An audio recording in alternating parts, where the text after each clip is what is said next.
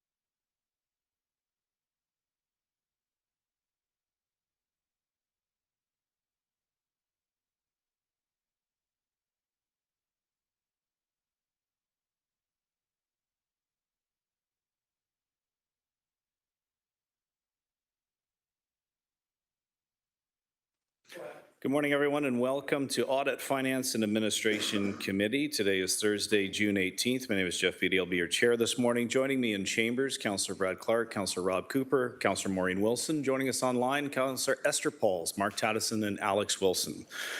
As we have quorum present, I'm going to call this meeting to order at 9:30. Please remember, folks in the gallery and around the chamber today, please ensure that your electronic devices are turned to a non-audible function, which is to say, please make them silent.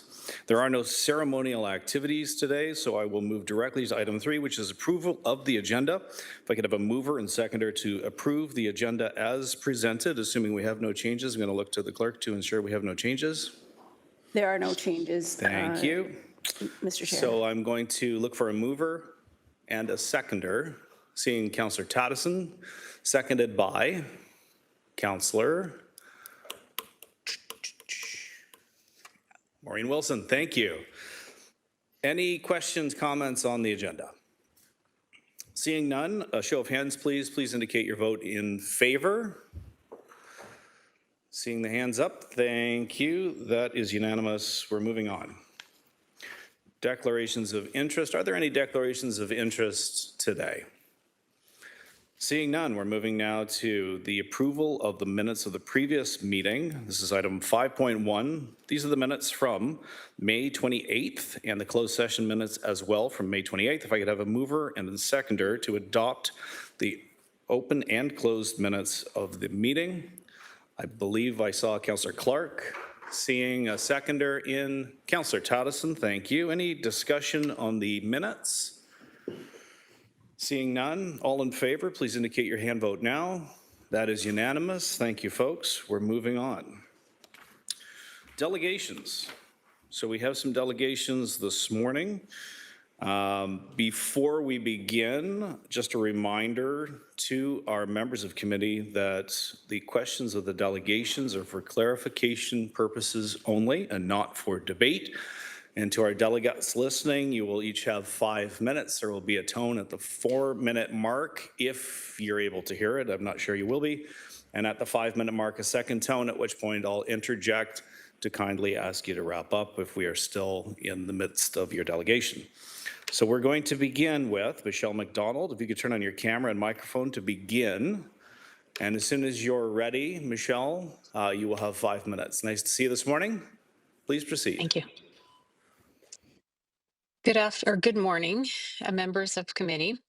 Thank you for the opportunity to speak today. I'm here to discuss concerns regarding the city's use of prepaid payment cards for Ontario Works recipients and whether this payment method aligns with the principles of accountability, transparency, and value for money that the taxpayers expect from public funded programs.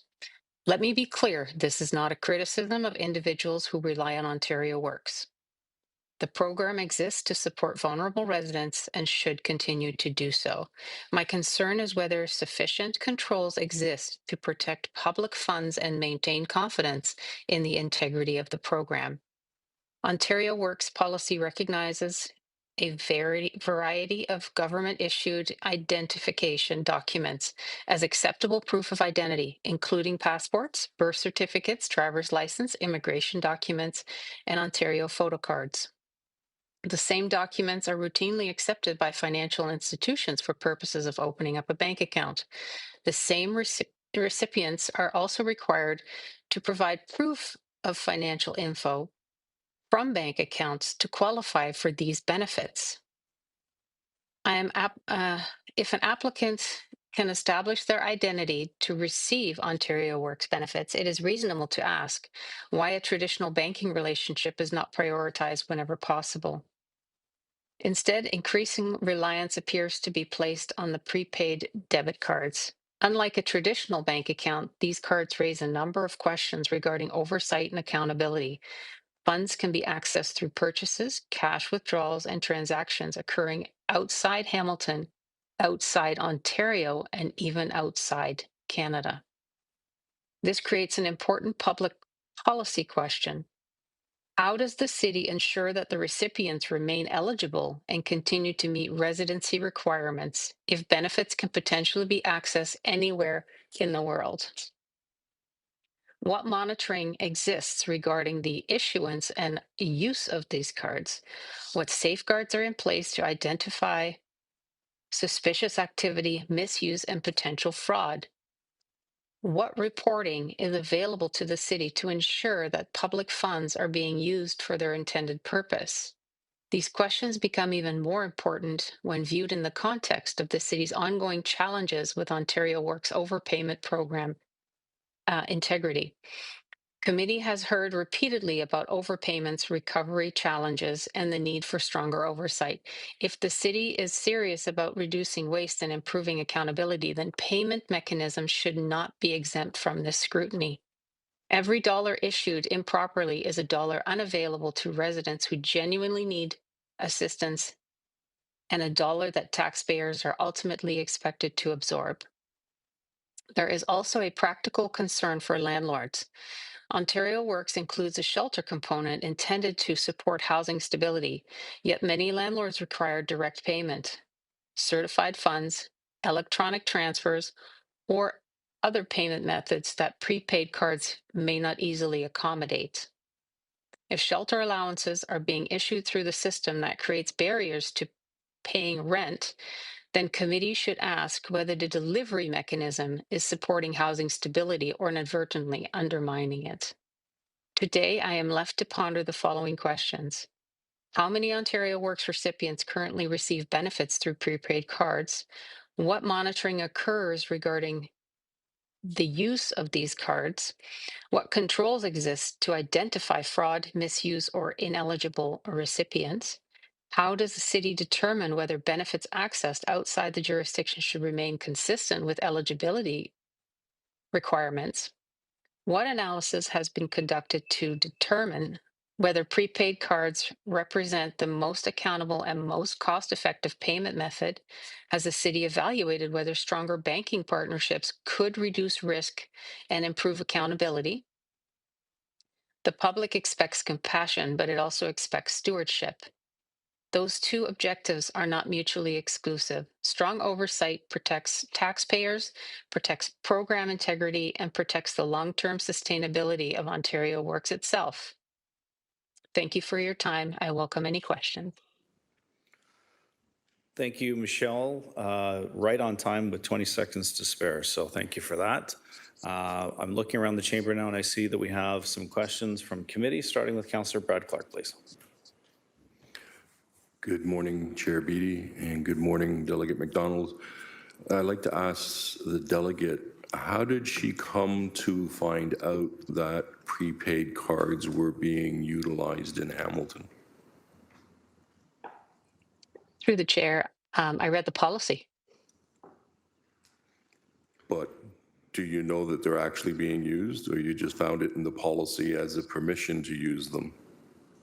No, I actually read the policy, and I have friends that work in the shelter and outreach system, and I started to inquire, and they confirmed it.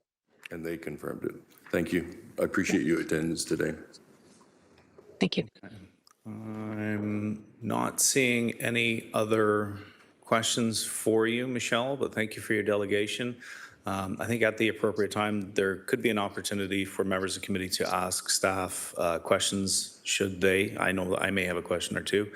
So we'll do that upon the conclusion of all of the delegations, which should be the normal course of action here. You're welcome to watch online, Michelle, through the YouTube channel. And again, thank you for attending today. Okay, seeing that there are no further questions of the delegate, I'm going to go next to 6.1B, Hafiz Hussain, virtually. Hafiz, I understand that you may be delayed, so I'll call a second time. Hafiz, if you're there. Okay, if not, we're going to go to 6.1C, which is Rosemary. Small business ownership landlords, Ontario virtually, and then we'll cycle back to see if Hafiz was able to join us. So Rose, if you are available, you may turn on your camera and microphone. There you are. Nice to see you this morning. Thank you for joining us. And if you want to begin, you've got 5 minutes, and at the 5-minute mark, I'll interject just to see where you are, and hopefully we can get that all wrapped up. Okay? Oh, we can't hear you. You're going to have to turn on your microphone first.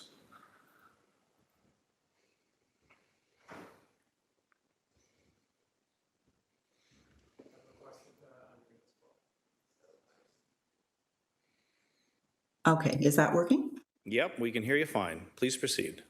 Wonderful. Okay. Good morning, Chair and members of the AFA Committee. Thank you for the opportunity to speak today. My name is Rose Marie, and I am the Chair of SOLO, Small Ownership Landlords of Ontario. We have 8,500 members. I am here to discuss a simple existing tool within the Ontario Works program that has the potential to help prevent homelessness, reduce emergency assistance costs, police property visits, and improve housing stability for some of Hamilton's most vulnerable residents. That tool is Ontario Works Directive 3.7, commonly known as Pay Direct. Many people are unaware that this authority exists. In fact, it may be one of the best kept secrets within the Ontario Work system. Directive 3.7 is supported by Section 18 of the Ontario Works Act and Section 61 of Ontario Regulation 134/98. It allows Ontario Works administrators to direct a portion of a recipient's financial assistance directly to a landlord or utility provider on behalf of the recipient.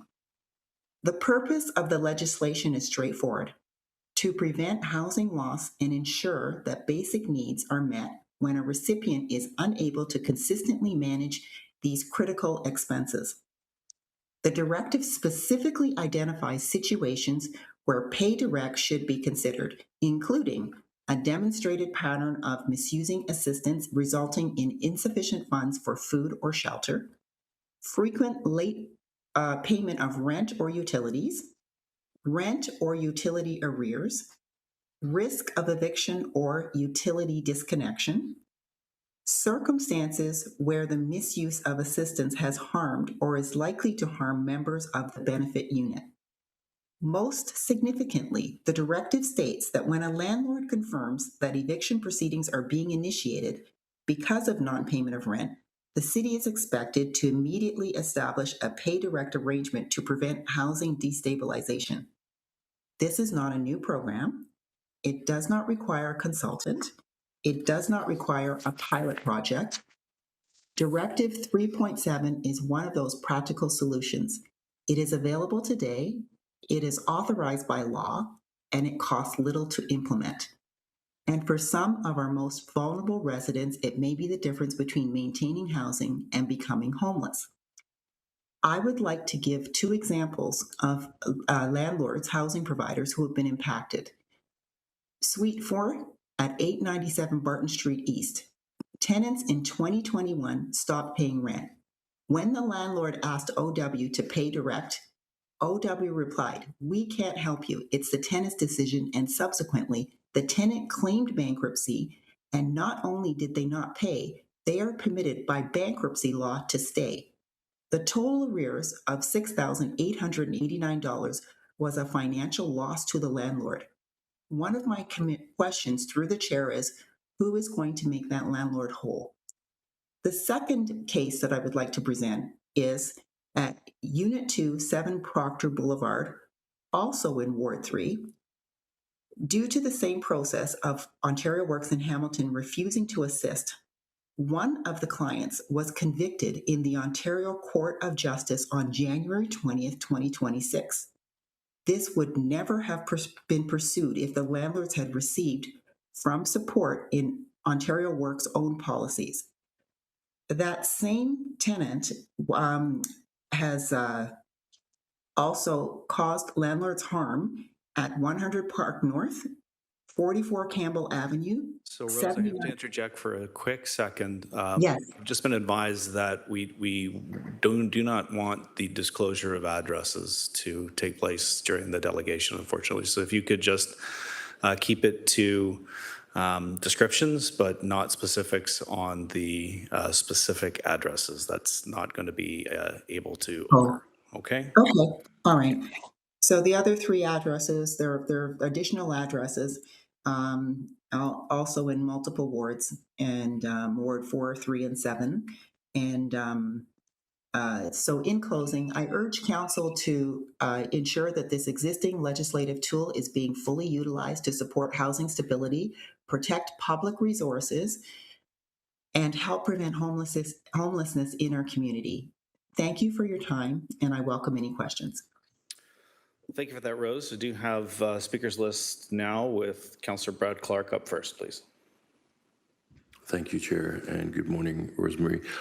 Can I get an understanding, Section 9.3, you're of the opinion that it has not been used in the city of Hamilton ever? It's used if when original lease, at the very beginning of the lease, if the tenant initiates it and agrees right from the beginning, but after that, it's not used. So the tenant. And it's Directive 3.7, sorry. Yep, 3.7, sorry.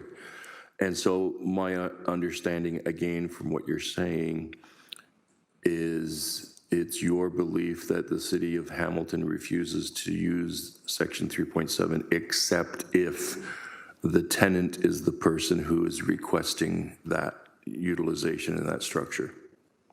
Absolutely. And for clarity, a few years ago, because this has been something that we have been trying to fix and address through the different municipalities, I did have the opportunity to speak to a social worker in Toronto a few years ago, and she explained to me that if it means the difference between securing housing stability, that when they do their investigation, they all day, every day, they make sure that they direct those funds to the housing provider who's providing housing for them. Okay, thank you. I'm sorry, I got distracted a little bit with the alien talk in the background. So you mentioned in your presentation, generically, you didn't identify anyone, but someone who ended up being convicted and went to jail. And it sounded like your inference was that it was a result of 3.7 not being utilized. Could you explain that, please? Okay, so that 3.7, the person did not go to jail, but they were charged initially. It took some time. It went through the process, and they were convicted in Ontario Superior Court. Convicted of what? Providing fraudulent paperwork. So what they did was they signed a lease pretending that they were the landlord. And so help me tie the knot up, please. How would Section 3.7 have prevented that? Oh, because these landlords, multiple landlords, had come to asked Ontario Works social workers that this person is not paying rent. And this has happened repeatedly with this person. And Ontario Works refuses to pay direct to the landlord. So this person was doing this over and over and over to multiple landlords. So finally, there was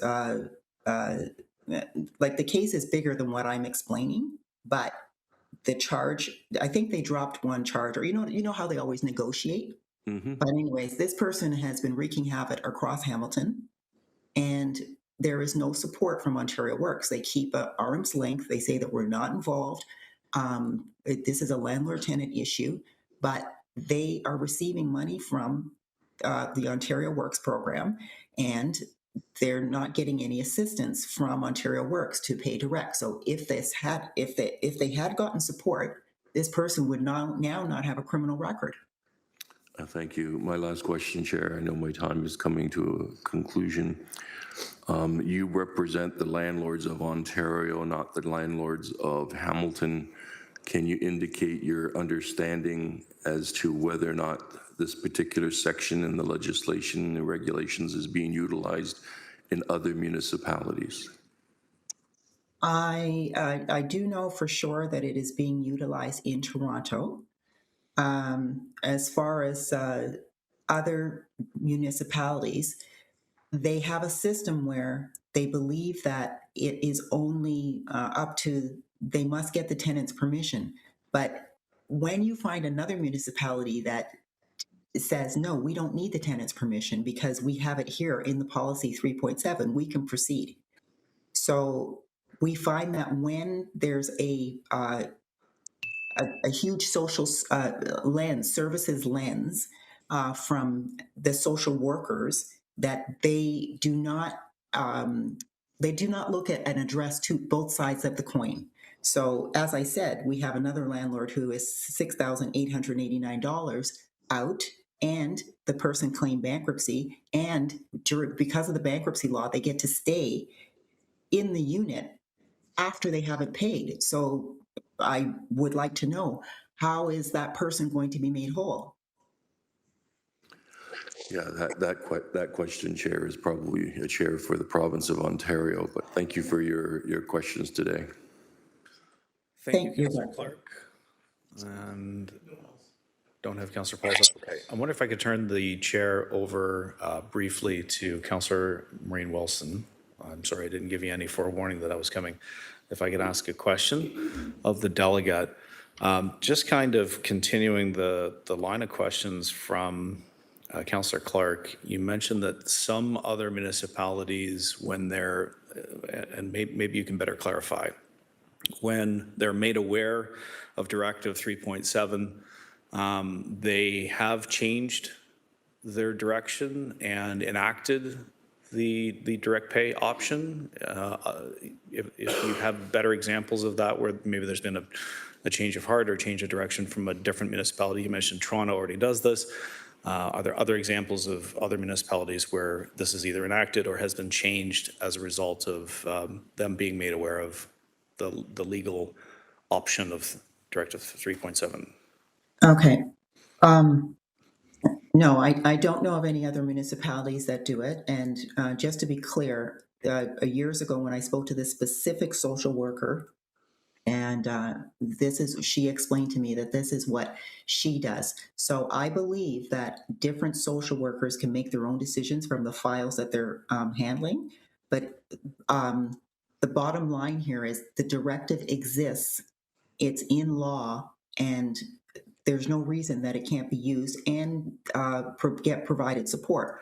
So, for example, if you have people who are not paying their rent, taking the housing supplement, and they cannot get Ontario Works to give it to the person who's providing the service, then that's another step of contributing to the theft of payment of rent.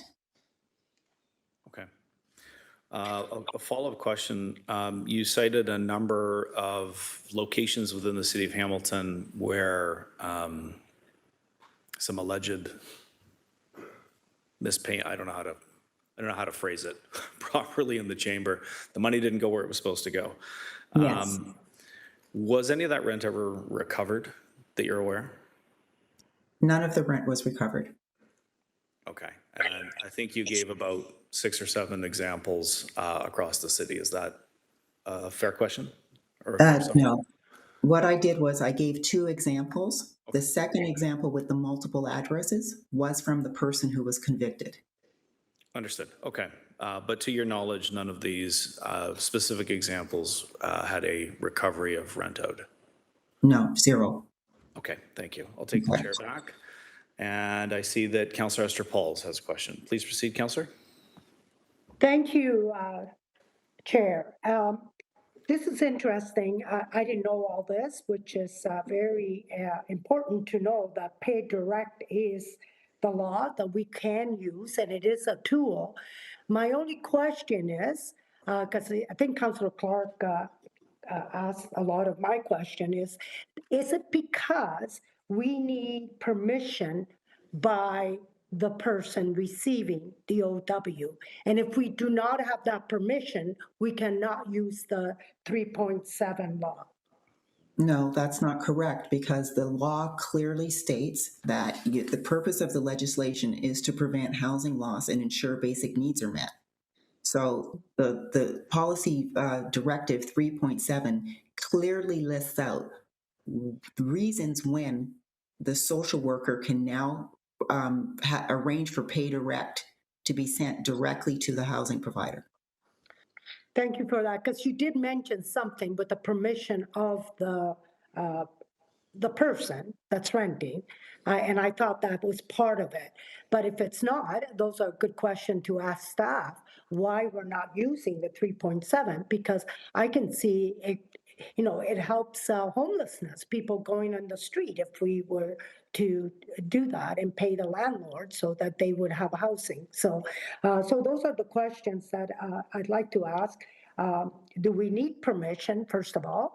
And I think you said it, that in the beginning of the lease, we use 3.7, but after that, we don't. That's the part where if the tenant, for example, gets into a lease and they say, you know what, I'm on Ontario Works and I can have the money paid directly to you, so you don't have to worry about payment of rent.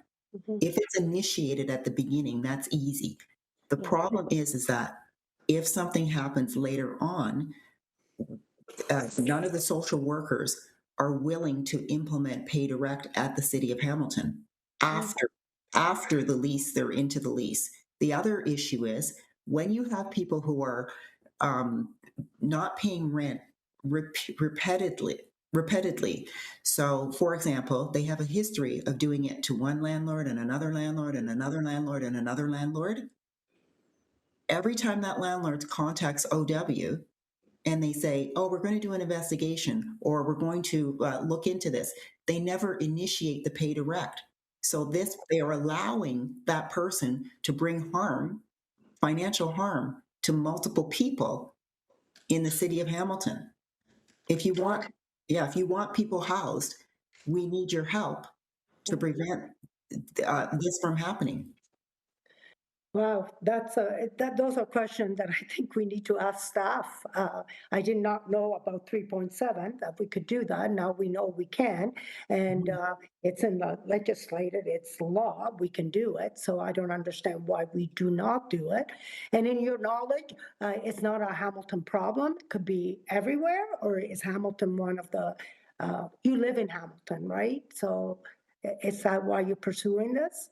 No, I am the chair of SOLO, so I Okay. represent landlords all over All Ontario. over. Yes. Right. So we have 8,500 members. Right. And, when you think about it, it's not even a very large group because the Mhm. number of investors across Ontario is about 597,000, Wow. Yeah. right? So we handle we mostly work with landlords who have been having issues with non-paying tenants.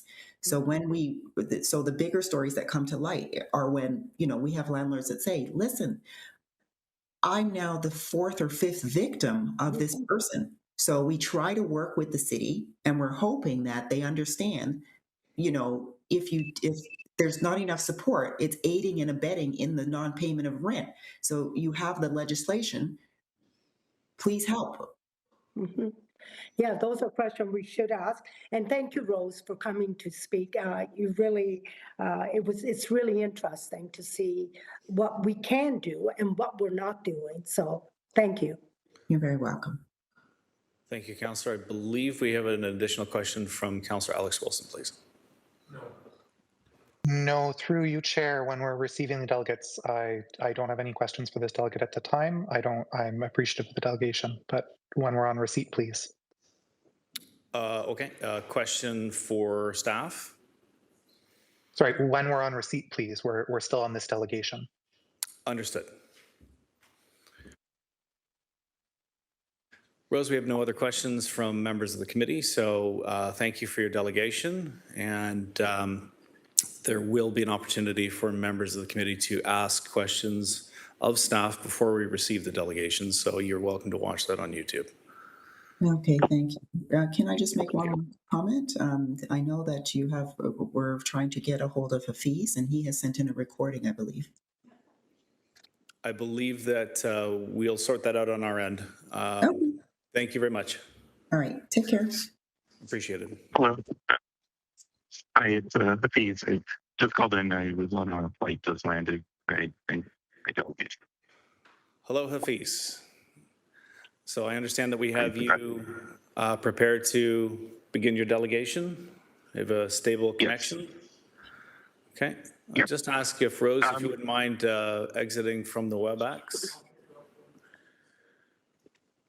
Oh, I won't be able to log into the digital copy. I'm just literally calling on my iPhone. I'm going to ask you to repeat what you just said. It's not coming in terribly clear. Oh, okay. No, I'm just calling in on my phone. Okay. I don't have my laptop open, so it's just going to be very brief for my delegation. Understood. Okay. Well, you have up to 5 minutes, so please proceed. Okay. All right. Thank you, committee members. In the agenda, I posted a recent article and a YouTube link of recent social services fraud that happened in BC, and it just happened 6 months ago. So if any of the committee or councillors wanted to take a look at the agenda at their own leisure and wants the link, feel free to do so. Thank you. That's it. Okay. I'll look to see if there's any questions for you, Hafiz, from the gallery. And I see none, so thank you for your delegation. And at this time now, I would ask if members of committee have some questions that they wanted to ask of staff. I see Councillor Alex Wilson first on the list. Please proceed. Thank you. Through you, Chair, my questions are mostly regarding procedural elements. I don't have questions for staff and follow-up, and I think that's why I'm kind of have more process questions with the clerk. So my understanding is that these delegations are about an ongoing audit, which is why they're in AFNA as opposed to ECS. But that audit was not on today's agenda. Are staff from the auditor's office in the room? I'm just kind of trying to get the sense, like, how did this delegation impact that audit in any way by having it come to AFNA? So that Councillor, I can confirm that Assistant Auditor General Bridget Medard is in the gallery with us. Thank you. Through the chair, a question on direction. My suggestion would be, if direction is required, that just so that our OW staff can be in the room as a matter of course when these delegations happen, our Emergency and Community Services is the delegation that deals with every single aspect of Ontario Works, with the exception of any ongoing audits, which of course come to audit and finance. I guess I'm wondering is, unless there's an audit on the agenda or our auditors are talking about OW, would it not make more sense to have our staff from OW be in the room to hear these delegations, to answer the questions afterwards?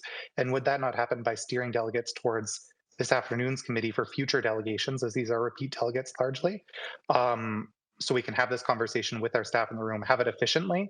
I just worry that a lot of the questions that may be coming to staff right now might not be answered, or if they are being answered, they're being answered because staff are now sitting in two committees when we have a committee that does OW generally. So I'm just wondering if the clerks would be able to comment on if it's because we don't have standing direction on what to do when there's this ongoing audit, but people are talking about it, or how can we close that gap so it's a little bit more clean in the future?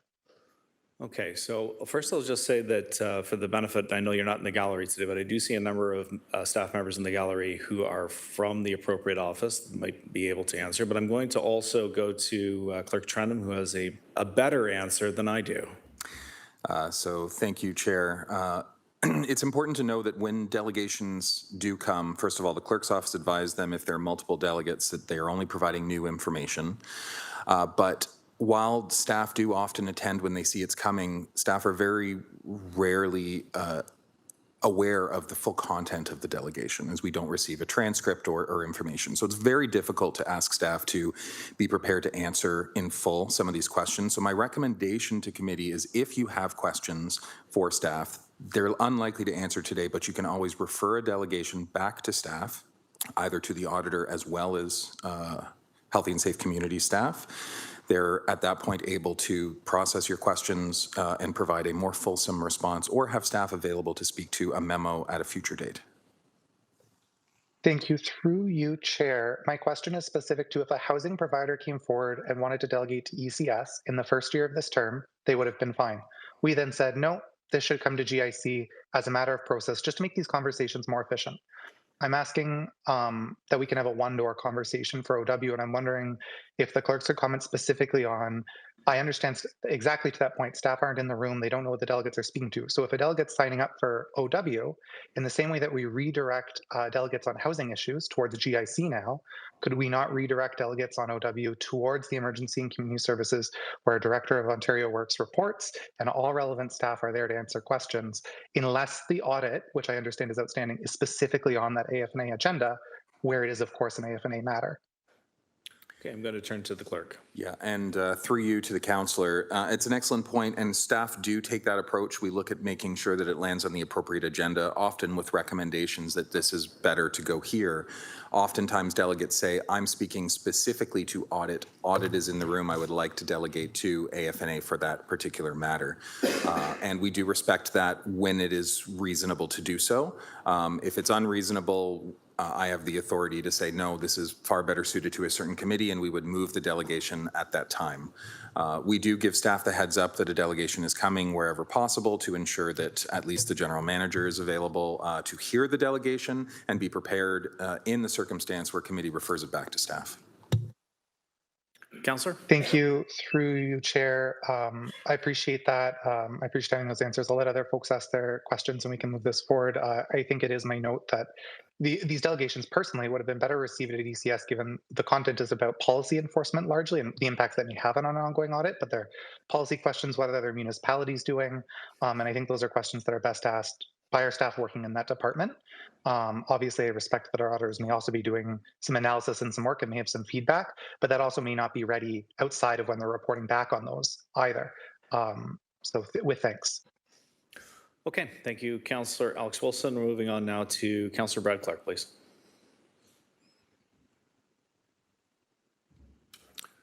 Thank you, Chair. I understand the clerk's position, and I agree with them. The three delegates indicated that they wish to delegate respecting the Ontario Works Value for Money audit. This is the Audit and Finance Committee, so it makes sense that they be here. Straying into the policy matters, that happens with many delegates sometimes. They don't understand the delineation of the different policies that we're trying to address and the right committee and the right department. So I support the clerks. I would have made the same call this morning.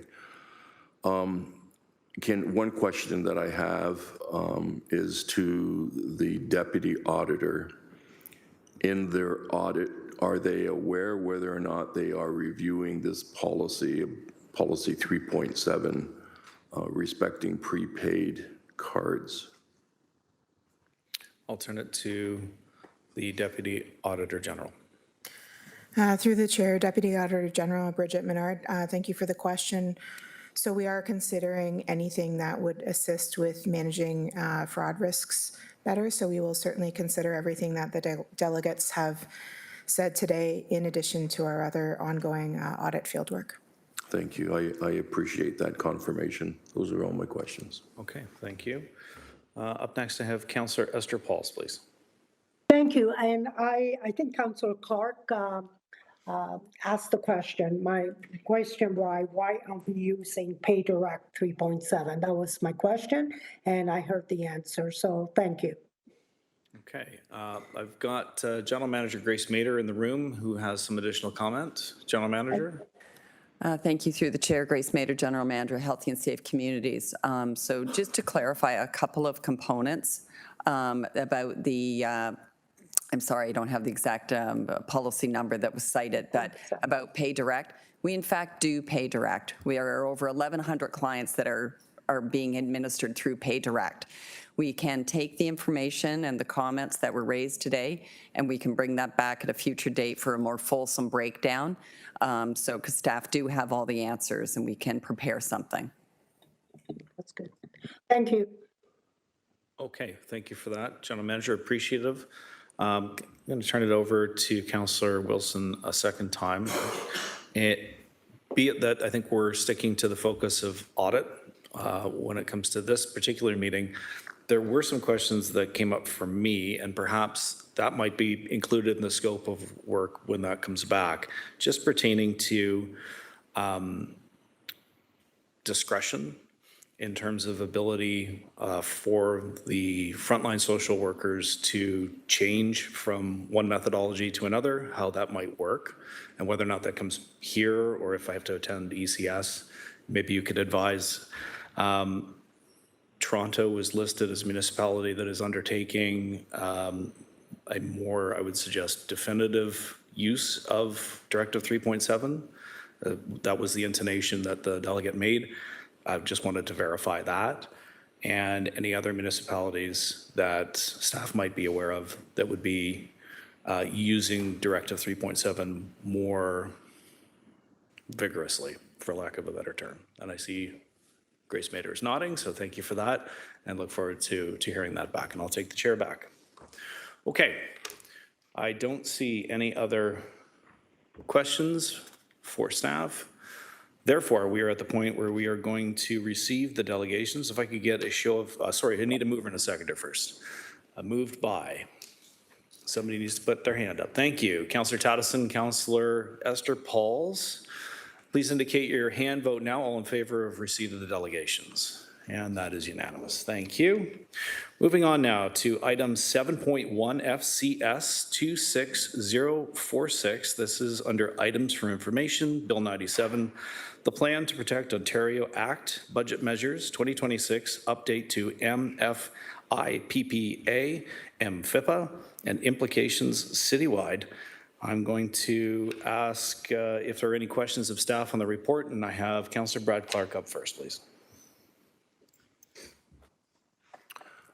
Thank you, Chair. Can I speak to and have the Privacy Office speak to, I think I'm on page 3 of 6 in the report, according to Adobe, sometimes doesn't work out.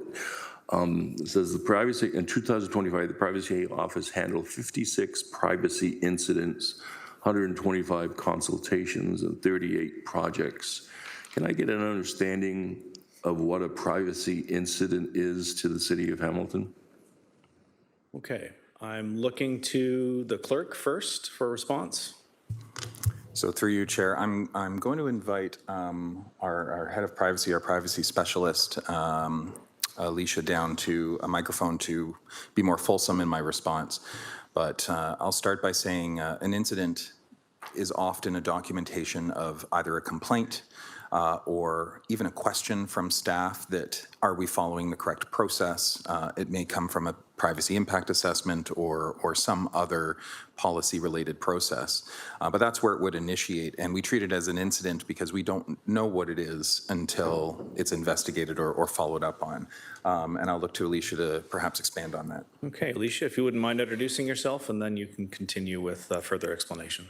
So through the chair, I'm Alicia Turney-Foss, Corporate Privacy Specialist for the city. The clerk pretty much explained it exactly. I don't know if I have anything else to add. Well, thank you. Thank you for introducing yourself at least. Thanks. Going to turn it back to Councillor Clark for additional questions. Thank you very much. So going back to my question with regards to the privacy incidents,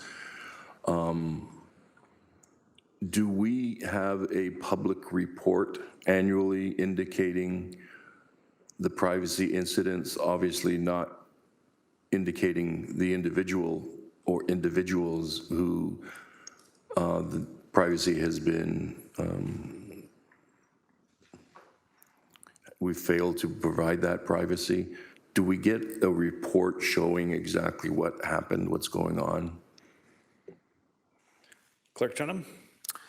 So through you to the councillor, no, a public report wouldn't exist for that. However, there would be notifications for any incident that perhaps led to the decision that this is actually a breach.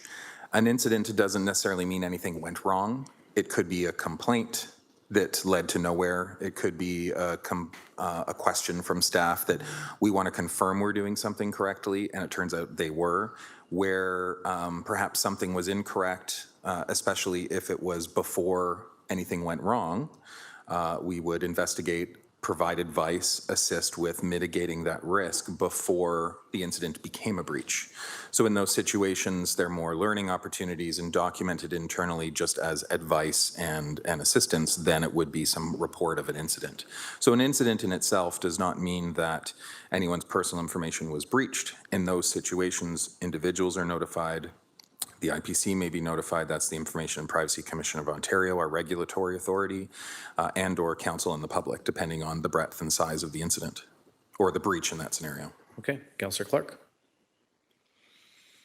I guess I feel slightly uncomfortable without having, I feel uncomfortable with it being an internal process.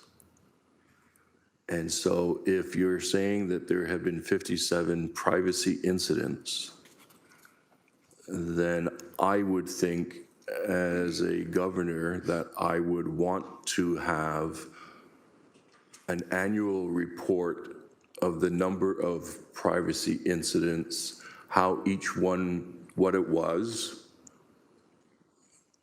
what did we do? Did we issue a public apology? Did we contact those whose privacy was breached? It seems to me that we get none of that. And so it's a bit challenging to understand whether or not we are improving in our process to ensure that privacy by design across the entire organization is being taken seriously and being dealt with, because we have no evidence to that because nothing's coming to us. So can I just get the clerk to speak to that, please? Certainly. Clerk?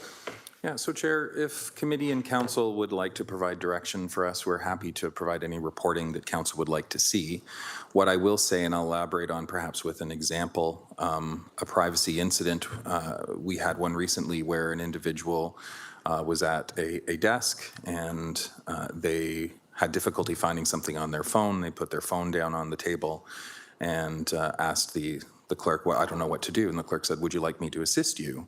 And they helped with the phone, and then the individual stepped away saying, the clerk stole my phone. They stole my personal information. They took my phone from me. That was a privacy incident because we investigated and that wasn't the case. The phone wasn't taken, it wasn't touched, it was left on the table the whole time. But that's an incident. So some of them we can report, some of them might be more delicate to do so or difficult to do so. But if it is council's desire to receive information on this, we're happy to provide that data. Councillor Clark? Thank you. Does council not receive Freedom of Information report annually? So we, through you, Chair, we report to the Information and Privacy Commission. We place it up on our website. And we do have a report coming on a number of years to council on recent FOI requests as well. Those are statistics and a little more specific. And if you would like something mimicking that on the privacy side, again, we can do that work. Yeah, I think we should have that. And so at the appropriate time, I'd ask that when they report on their FOI information to council, they also report on anything with regards to privacy incidents in the previous year.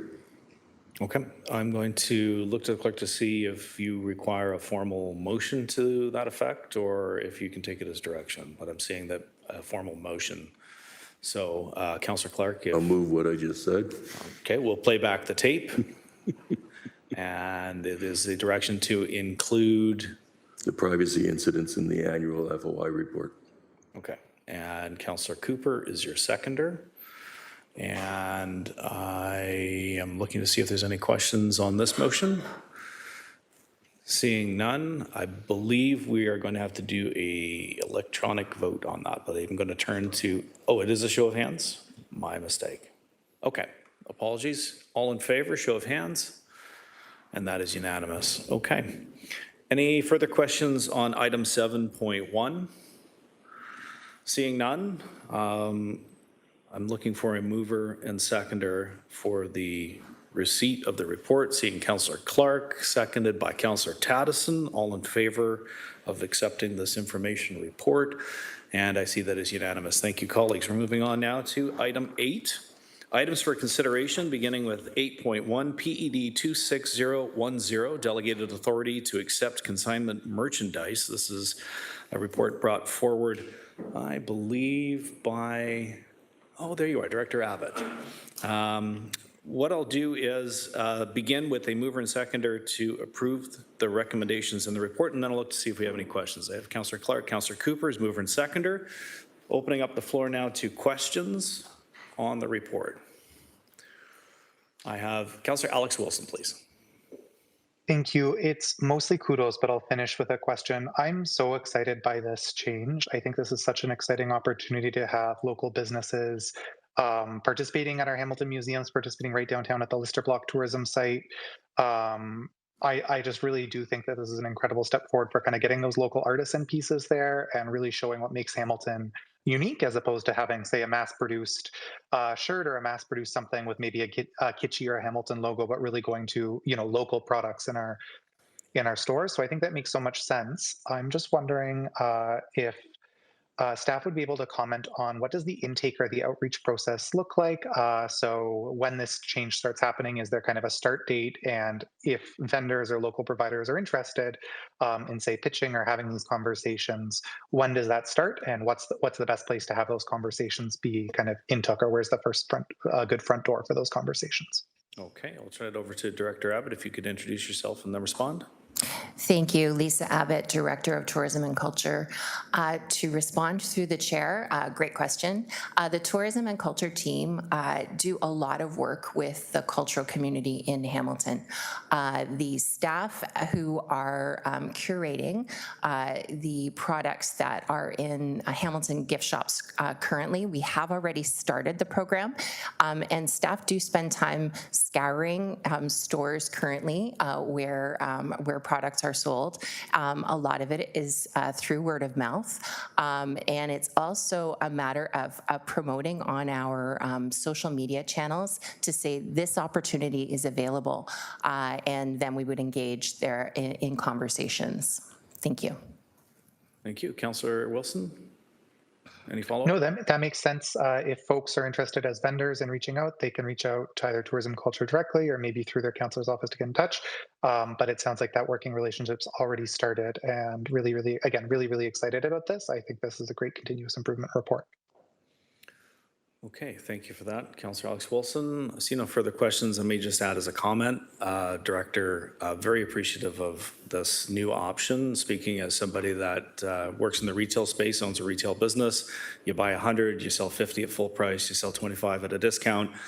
You may never ever sell that last 25, and I think that this is going to lead us down a path of more responsible use of resources and, as the councillor said previously, allow for a more localized focus when it comes to the offerings in our city-owned facilities. So very appreciative of this work.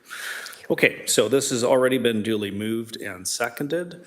Sorry, I see Councillor Mark Tattison with a last-minute question. Please proceed, Councillor Tattison.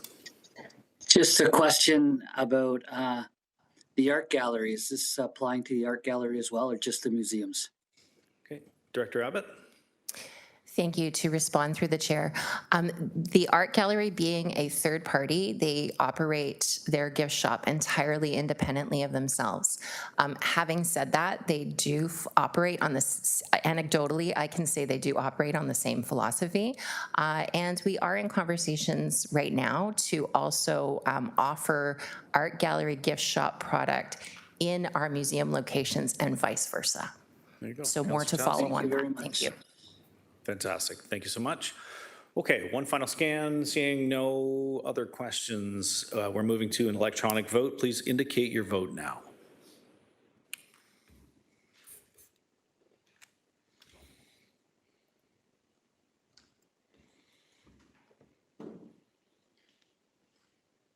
See, Councillor Tattison in favor. We're just waiting for the remainder of the electronic vote to populate in our system here. Councillor Paul's in favor. Thank you. Should be up on the screen now, folks.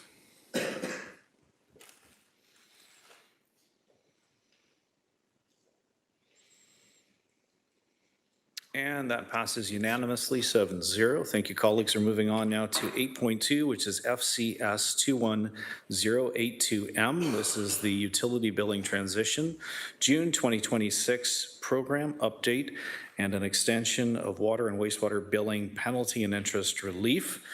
If I could have a mover and seconder to put this on the floor, there are likely some questions, so I'm going to look to colleagues to begin. A mover and seconder.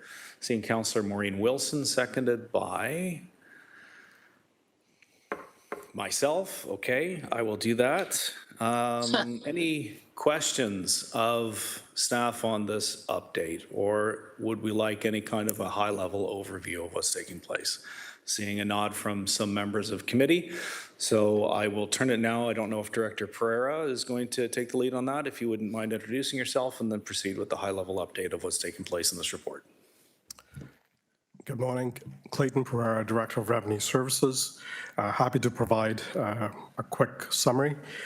This report seeks council approval to extend the temporary waiver of penalty and interest charges on Hamilton Utilities billing accounts from June 30th to September 30th, 2026, with regular penalty and interest charges resuming on October the 1st. The recommendation reflects the ongoing transition from Electra to the city's new Hamilton Utilities billing system, which now serves approximately 160,000 water wastewater accounts. Implementation is largely complete. As of early June, 99.6% of customers have received their first bill, and key components of the system are in place, including multiple payment options, a customer portal, and dedicated customer service accounts. Approximately 33,000 customers have also enrolled in pre-authorized payments. At the same time, this remains a significant transition. Some customers experienced longer than normal billing intervals for their first invoice, and staff continue to receive a high volume of inquiries related to account setup, billing timelines, and payment arrangements. A small number of customers have not yet received their initial bill and are being prioritized. The proposed extension is intended to provide additional time for customers to fully transition to the new system, complete the pre-authorized debit enrollment, and better understand their billing cycles while maintaining a consistent customer-focused approach. Staff anticipate that by September 30th, most customers will have gone through multiple billing cycles and transition-related inquiries will have stabilized. At that point, standard penalty and interest charges would resume in accordance with the city's bylaw. Thank you.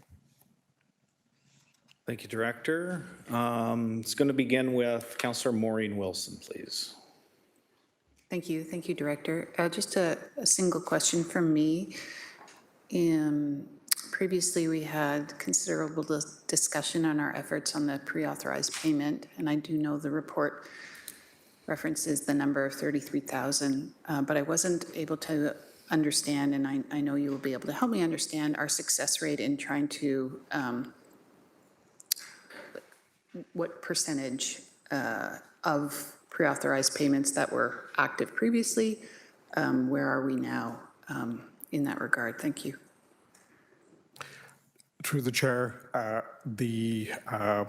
those that were on pre-authorized with Electra and completed the form with Hamilton Utilities billing is about 60%.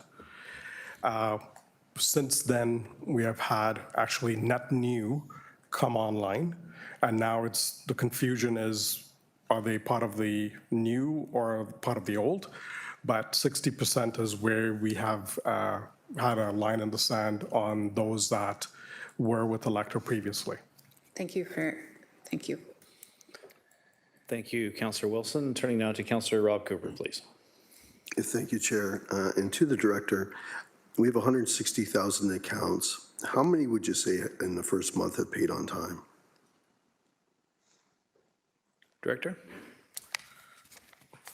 Through the chair, we are looking at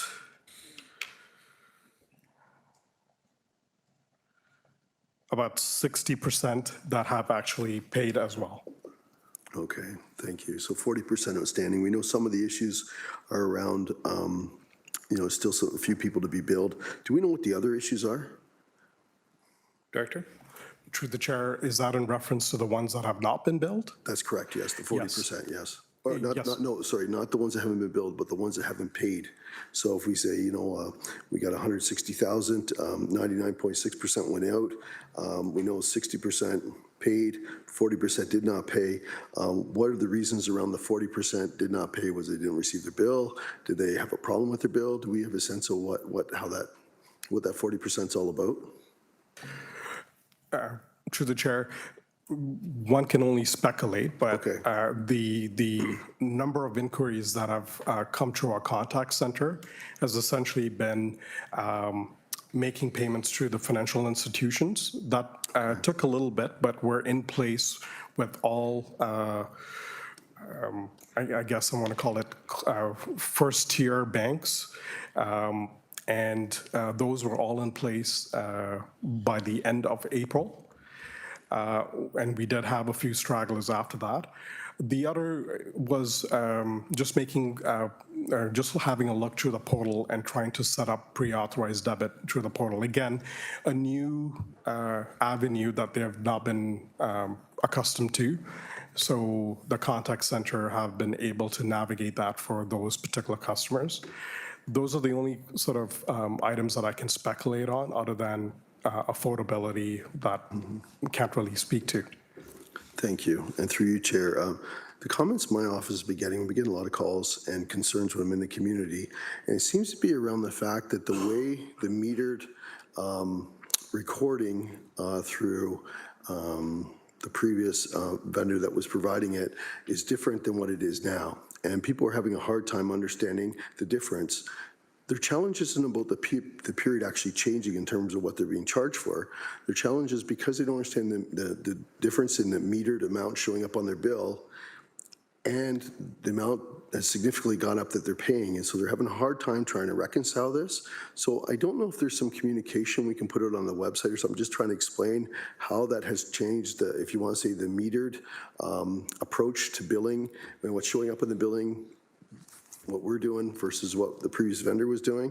I don't know if that's something we could do or not, but otherwise we'll just be setting up an awful lot of meetings because people are calling up asking for these conversations to understand why their bills have gone up and why the way we're expressing the metered reading has changed. Director? Through the chair, happy to take that into consideration. I will share with you that those that did encounter that particular issue were about 1,300 accounts. And we are doing several things. One of them also working with the council offices, very similar to what we have done with some of my other portfolios, having virtual lunch and learn type sessions to share some of the experiences and provide some sort of communications, as well as updating our FAQ on the webpage, as well as the voice recording for those that are calling into the contact center.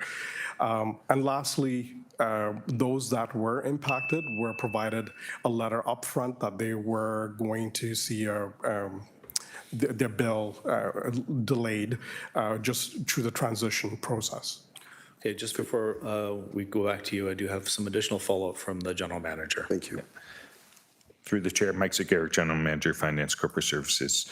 I just want to acknowledge and appreciate and thank elected officials and their offices. It's through that communication and that channel communication from your staff to Director Pereira and his team that we are implementing measures in terms of improving the website content. To Councillor Cooper's question in regards to some of the challenges with respect to the implementation, we know that some citizens were making electronic payments to the Township of Hamilton, and so we made improvements to the city's website, providing instructions to ratepayers as to how to properly set up their payee accounts, and also acknowledging it was through elected officials in your offices that caused staff to bring this report forward. So we did hear that some citizens and ratepayers were having challenges with respect to the timing of their first payment and second payment.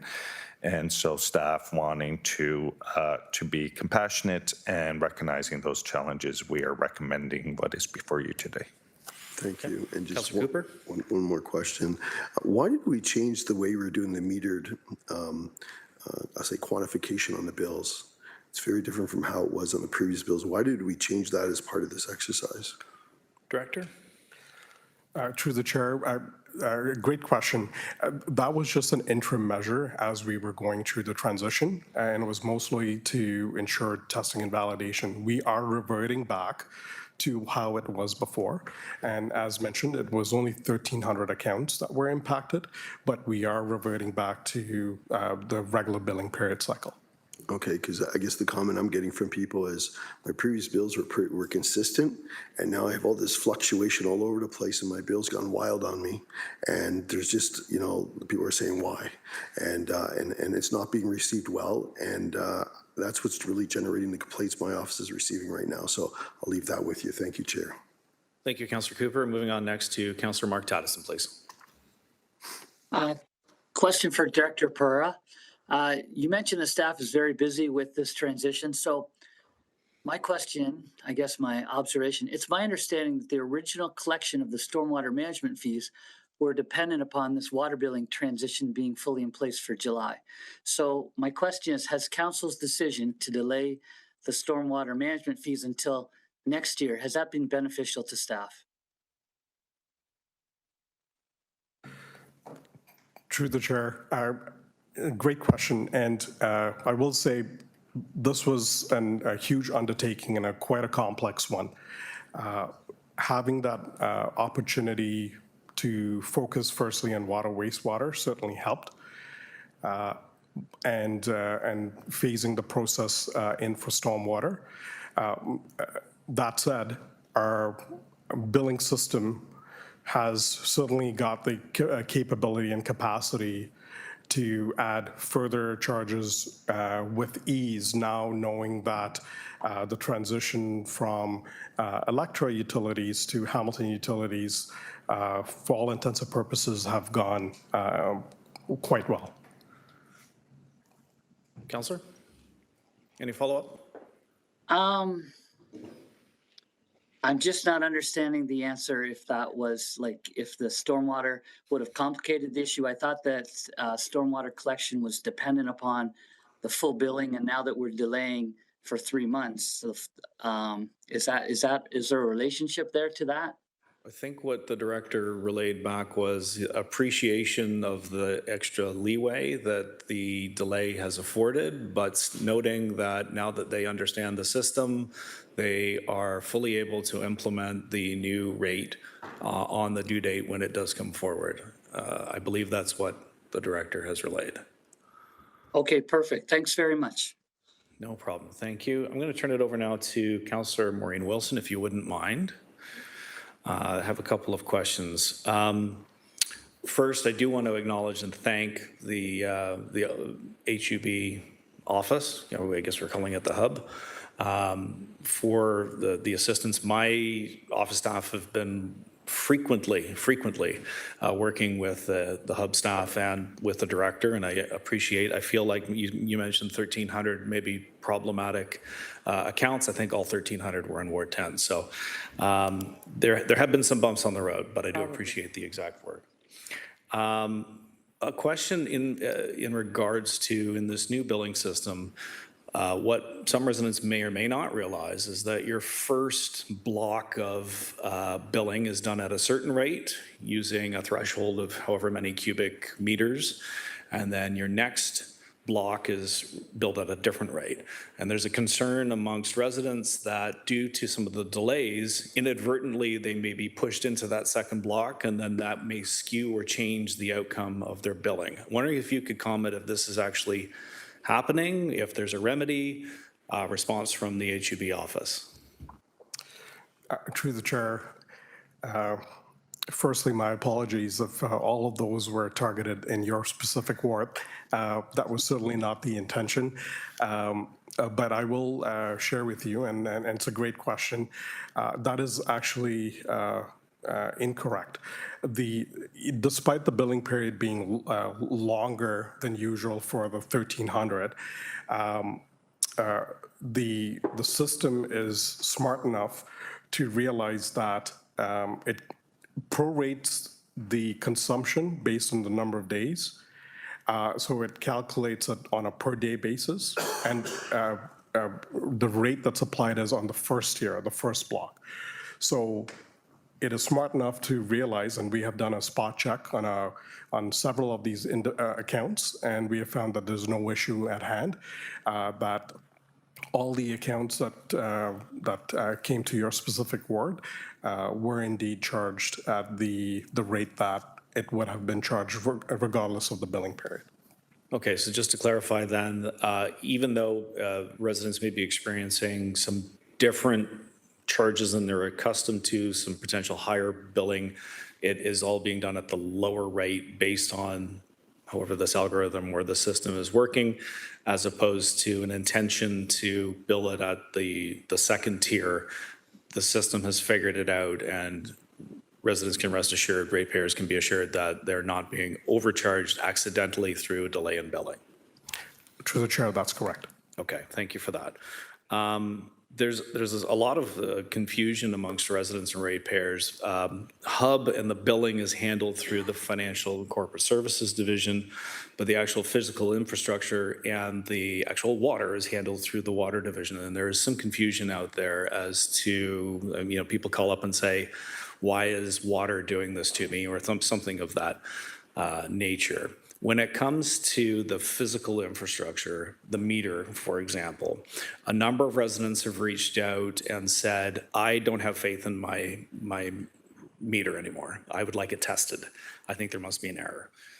Is that something that's done through your office or through the Water Division? If residents had concerns about the function of the meter at their business or their residence, what would be the steps taken to undertake that review? Through the chair, and again, a great question, and I think this is one of the items that we can certainly do a good job, a better job of advertising this on our webpage to navigate between who does what. The Hamilton Utilities billing, as the name says, primarily does the billing and collection. Any infrastructure does go to Hamilton Water, as was the case even with electric utilities.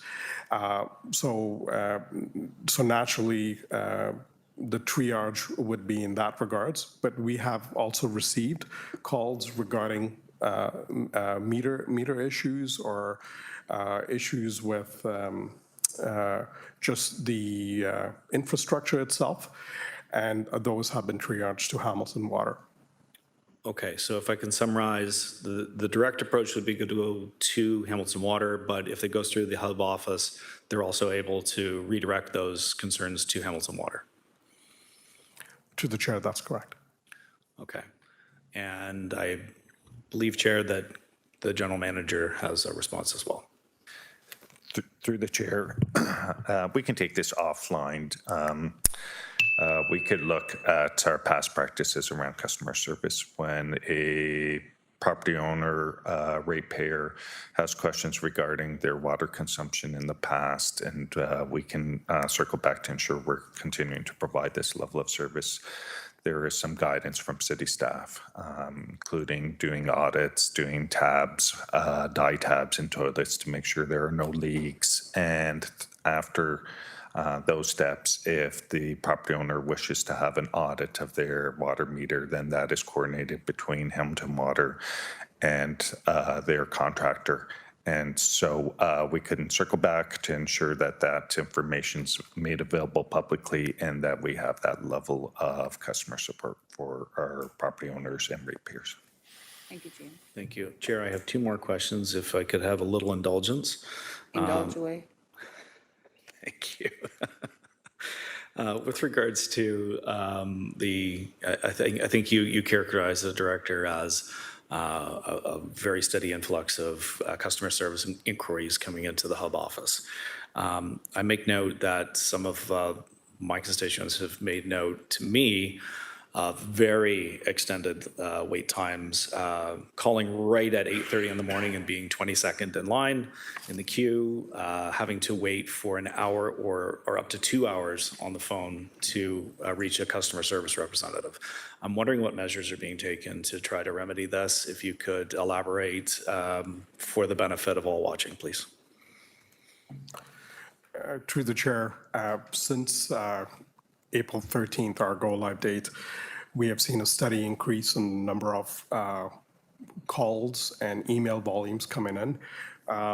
Originally, we were averaging about 230 emails per day and about 900 calls going into the contact center. And this was right at the start when the first bill was yet to be issued. Now that we are right into the second bill phase, we are seeing a steady drop. But what we have done, and there will be communication going out to council just to advise them of the changes, is we have increased the number of contact center representatives by an additional 6 FTEs. This is again from our contracted contact center. And the hope is that this will be an interim measure until we get to what we feel would be a steady state. The steady state is what a elector would have felt on any given day. And that's our hope and guideline that we would get to.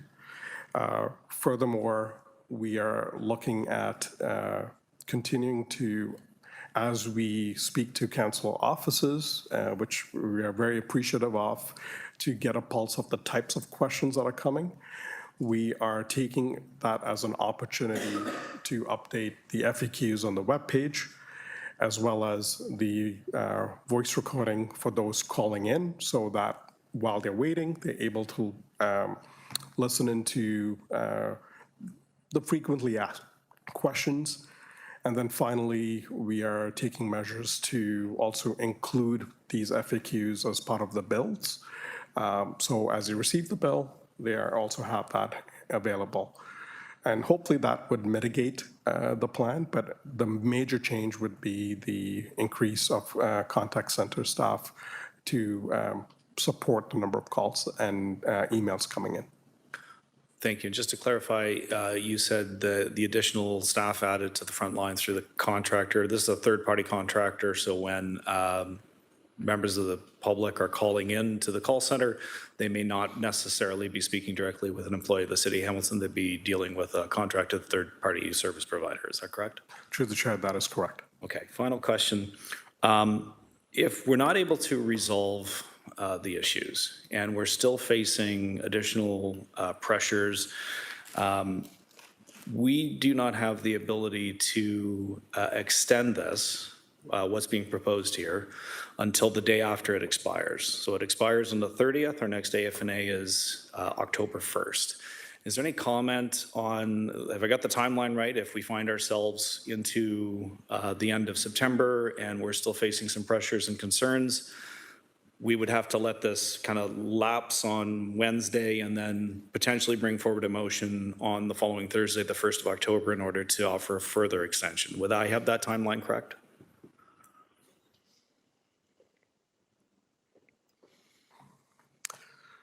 Through the chair, I was just trying to make eye contact here with Clerk Trenum. I don't have the calendar in front of me, but I'll maybe take that away for consideration because I can't speak to that at the moment. Okay. Maybe I could ask, and you can either take it as staff direction or perhaps I can make a motion. I would just like some report back to come to the next AFNA with possible options should we find ourselves in a position that we need to extend this measure beyond the current September 30th deadline. if it's required as a motion, I'm happy to make the motion. I'll look to the general manager, I'll look to the clerk and see how this might be received. Through the chair, I'm happy to start. I see Clerk Trenum looking to get up out of his chair and maybe make his way here, but I can start and then Clerk Trenum can offer much wiser guidance. So the councillor is correct. The next, I believe, scheduled AFNA after September 30th is October 1st. One option to provide the flexibility to staff is to amend the recommendation B in the report that currently stipulates the authority to extend to September 30th.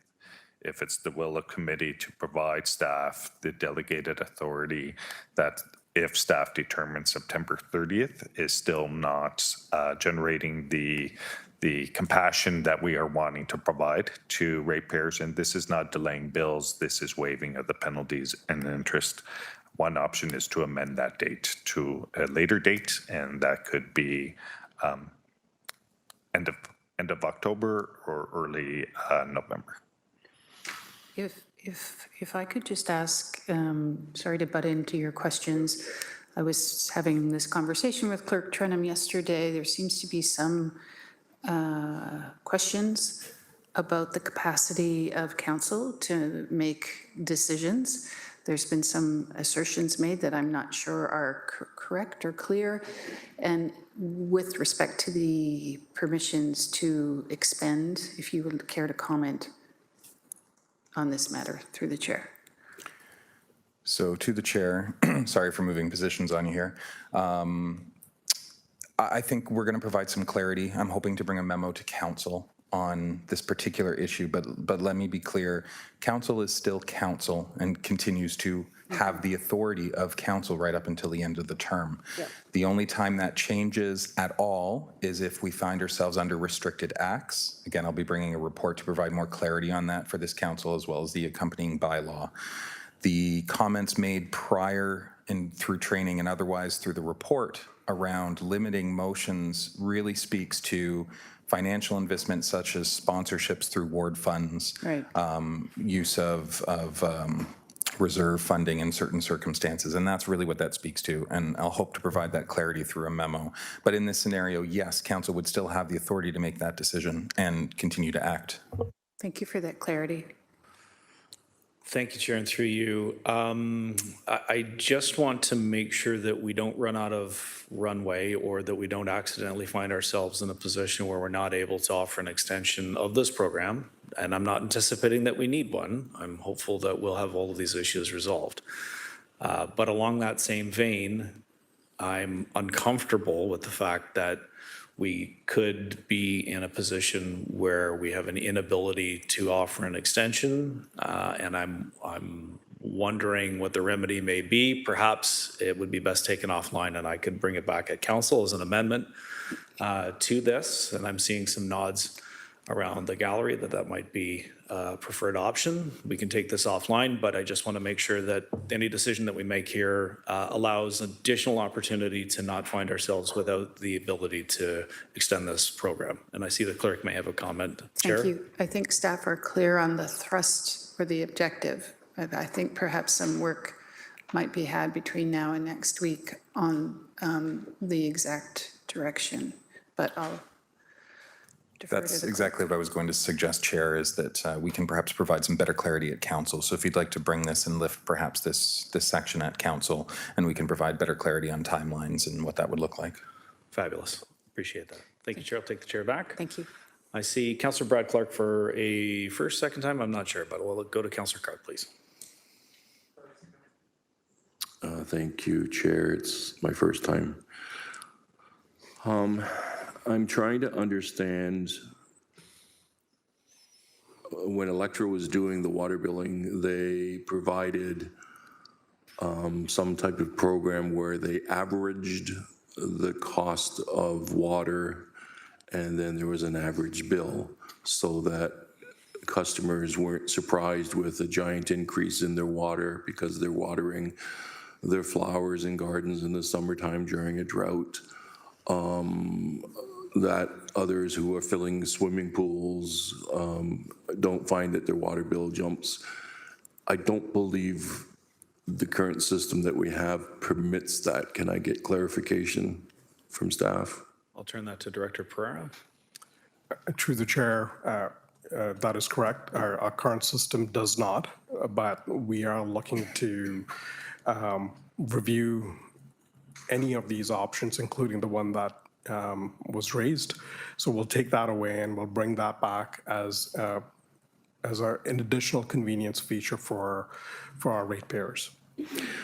And that's it exactly, Director. It's a convenience for the ratepayers. We have 35,000 roughly residents who pay their bill monthly, and many of them appreciated the certainty of the budgeting process on their billing with Electra, and I heard from many of them that were concerned that we were not providing it. And so I have indicated to them that while the current system does not provide it, that doesn't mean that we can't make the change once we have everything sorted out with this new system. Is that a fair statement for me to say to the residents?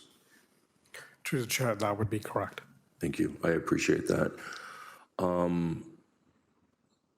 With respect to so the clerk's going to come back to us. This is really ancillary to where we are on this, but it came up. Can the clerk include any restrictions that council has with regards to committing the next council to budget increases in the latter months of this cycle? Can they include that in their report back, please? Looking to Clerk Trenum to see if there's a comment, response. Chair, if I could just get clarification. So restrictions on the rest of this particular year, calendar year budget? Yes, as we're getting into, for example, in September, it would logically be that if we were going to make a decision that was going to bind the hands of next year's council with some type of contract that was rather expensive, people would question whether or not we had the authority to bind that next year council. Why wouldn't they be dealing with that matter? Can you, in your report, indicate any legislated or regulatory prescriptions in that regard? I understand the lame duck council. I'm not speaking to that. That may or may not become an issue. But I was under the impression, and whether it's right or wrong, council is still council for this entire term, and they can make decisions as they see fit as council. Can you just speak to that, please? Clerk? Yeah, so through you, Chair, I can definitely report back with more specificity, but where you see this played out is in the procedural bylaw that speaks to the reconsideration piece. So reconsiderations apply within the term of council, but do not apply outside the term of council. So as you can see, a decision perhaps even made years ago might also tie a future term of council, but they're not bound by the same reconsideration piece. So it's a simple majority to perhaps overturn that. So short answer is yes, long answer is potentially but I'm happy to provide that feedback. I appreciate the potentially but. Thank you. Thank you, Councillor Clark. Seeing no, I have one more speaker, and that is Councillor Esther Pauls, please. Oh, thank you. Thank you, Chair. I just, first of all, thank to Director Pereira. I had meeting with Ashia and Yugi, and they helped me out quite a bit in my office. So I want to say thank you for that. My question is, I had someone called me and said, now that the city took over, when Electra did it, that because she was on ODSP and she's low income, they would give her credits on the water bill because it was all together like utilities, right? Is that, do we have any policy on that, that if you own a house, but you're on DSP and you're low income, that we give credits? Okay, Director Pereira. Through the chair, From my understanding, the rebates that the city offers are specific to low income, and it's tied to the property tax rebate. And if a resident qualifies for that, by virtue, they also get the rebate on the water wastewater side. And that's the extent of the rebate. There may be policies outside of the city, be it Electra or any other corporation that may have a different policy as far as what that credit looks like. But in the city, it's only the rebates mentioned. Thank you for that. And you know, I noticed everyone I talked to to the residents in my ward, first of all, they want to know why did we change, and I had to explain that Electra is not doing it anymore and we're taking it on. And I think people, because it's so new, there were a lot of questions, and I think maybe that's the reason why people haven't paid yet, because they're not sure of what what's going on. So I just want to say thank you for the department, because really, truly, you took time, to explain all that. And they always say, send the email to us. So I forward the emails to your department, and you've done a great job. So thank you. Okay, thank you, Councillor Pauls. I've got Councillor Mark Tattison up next, please.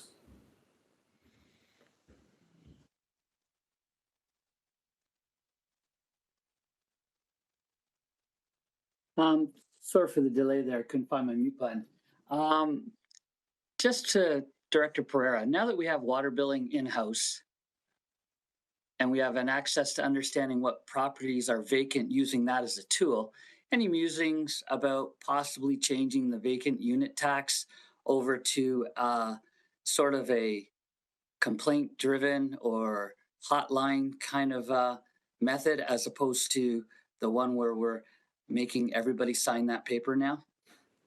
So I have some concerns that this might not be the appropriate venue to ask that question. I'm seeing some shaking of heads as to whether or not that is in order, given that we're talking about utility billing.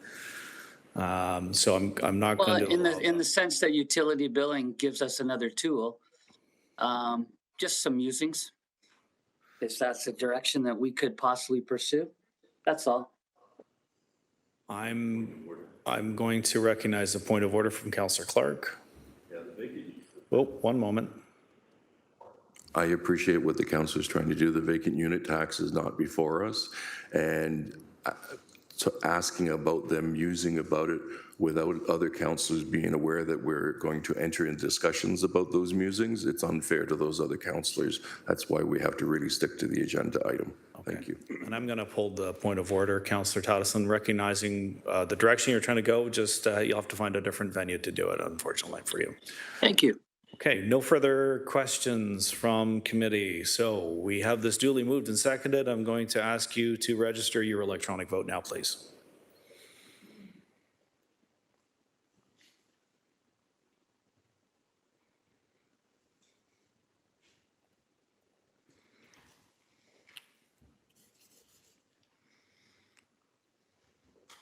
And that passes unanimously 7-0. Thank you, colleagues. We're moving on to 8.3, which is FCS 26036. This is the 2023 City of Hamilton Financial Report and Audited Financial Statements. If I could have a mover and seconder to approve the recommendations in the report, and then we'll go to questioning. So moved by. Who wants to move this? Okay, I'm going to see Councillor Pauls and Councillor Clark as seconder. And then we're going to go to questions. Seeing Councillor Clark first. Thank you, Chair. I'm surprised that there isn't a presentation attached to this financial statement, given that we've been waiting this long to get it. So I'm going to turn to the general manager. Is there a presentation? Perhaps Councillor Clark, you were asking for a brief overview? A brief overview would be helpful. Okay. But I see in the agenda there is actually no presentation provided, and I think we usually get a presentation. We usually hear from the auditors. So are you suggesting that we only ask questions? So I do believe I see the auditors in the room, so they have the ability to answer some questions, but I'll turn it over for further clarification to the general manager. GM Zagarek, please. Yeah. Through the chair, our KPMG, our external auditors, are available to committee and able to provide a presentation today. I believe that was the intent of KPMG. And so Paul Ciapana from KPMG is available, and I can invite Paul to the podium. And as Paul's making his way to the podium, maybe I'll just take a few minutes to acknowledge and just to thank council and the community as it relates to your patience regarding the 2023 audited financial statements and the delay in the preparation and presentation of the financial statements are tied to our cyber incident. And so I want to just recognize staff and all the hard work staff did in preparing the information for KPMG to allow KPMG to undertake the 2023 audit. I also want to thank KPMG. It was last December that KPMG was before AFNA and presented a revised audit plan for 2023 in recognition of the cyber incident and the additional effort that would be required from KPMG in regards to the incident. And as Paul's available, and I see he's at the podium to provide the presentation, I'll just thank KPMG in advance.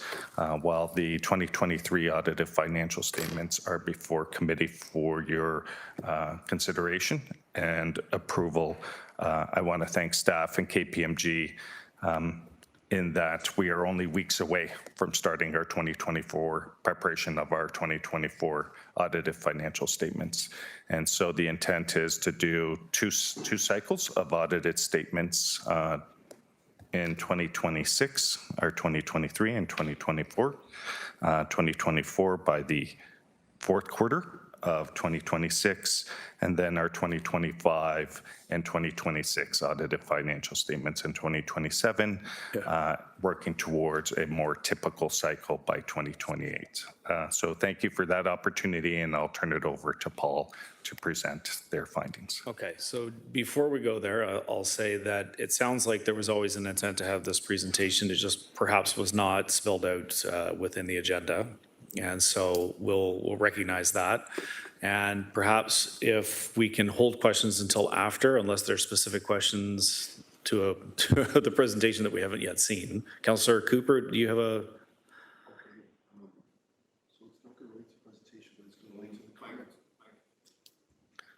Microphone, oh, my apologies.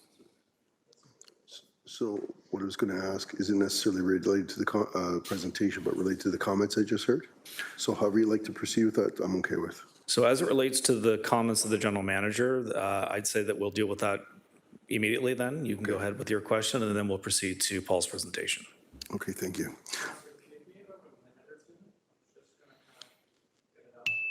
Yeah, can we proceed with the question with the general manager as you're doing that? Thank you.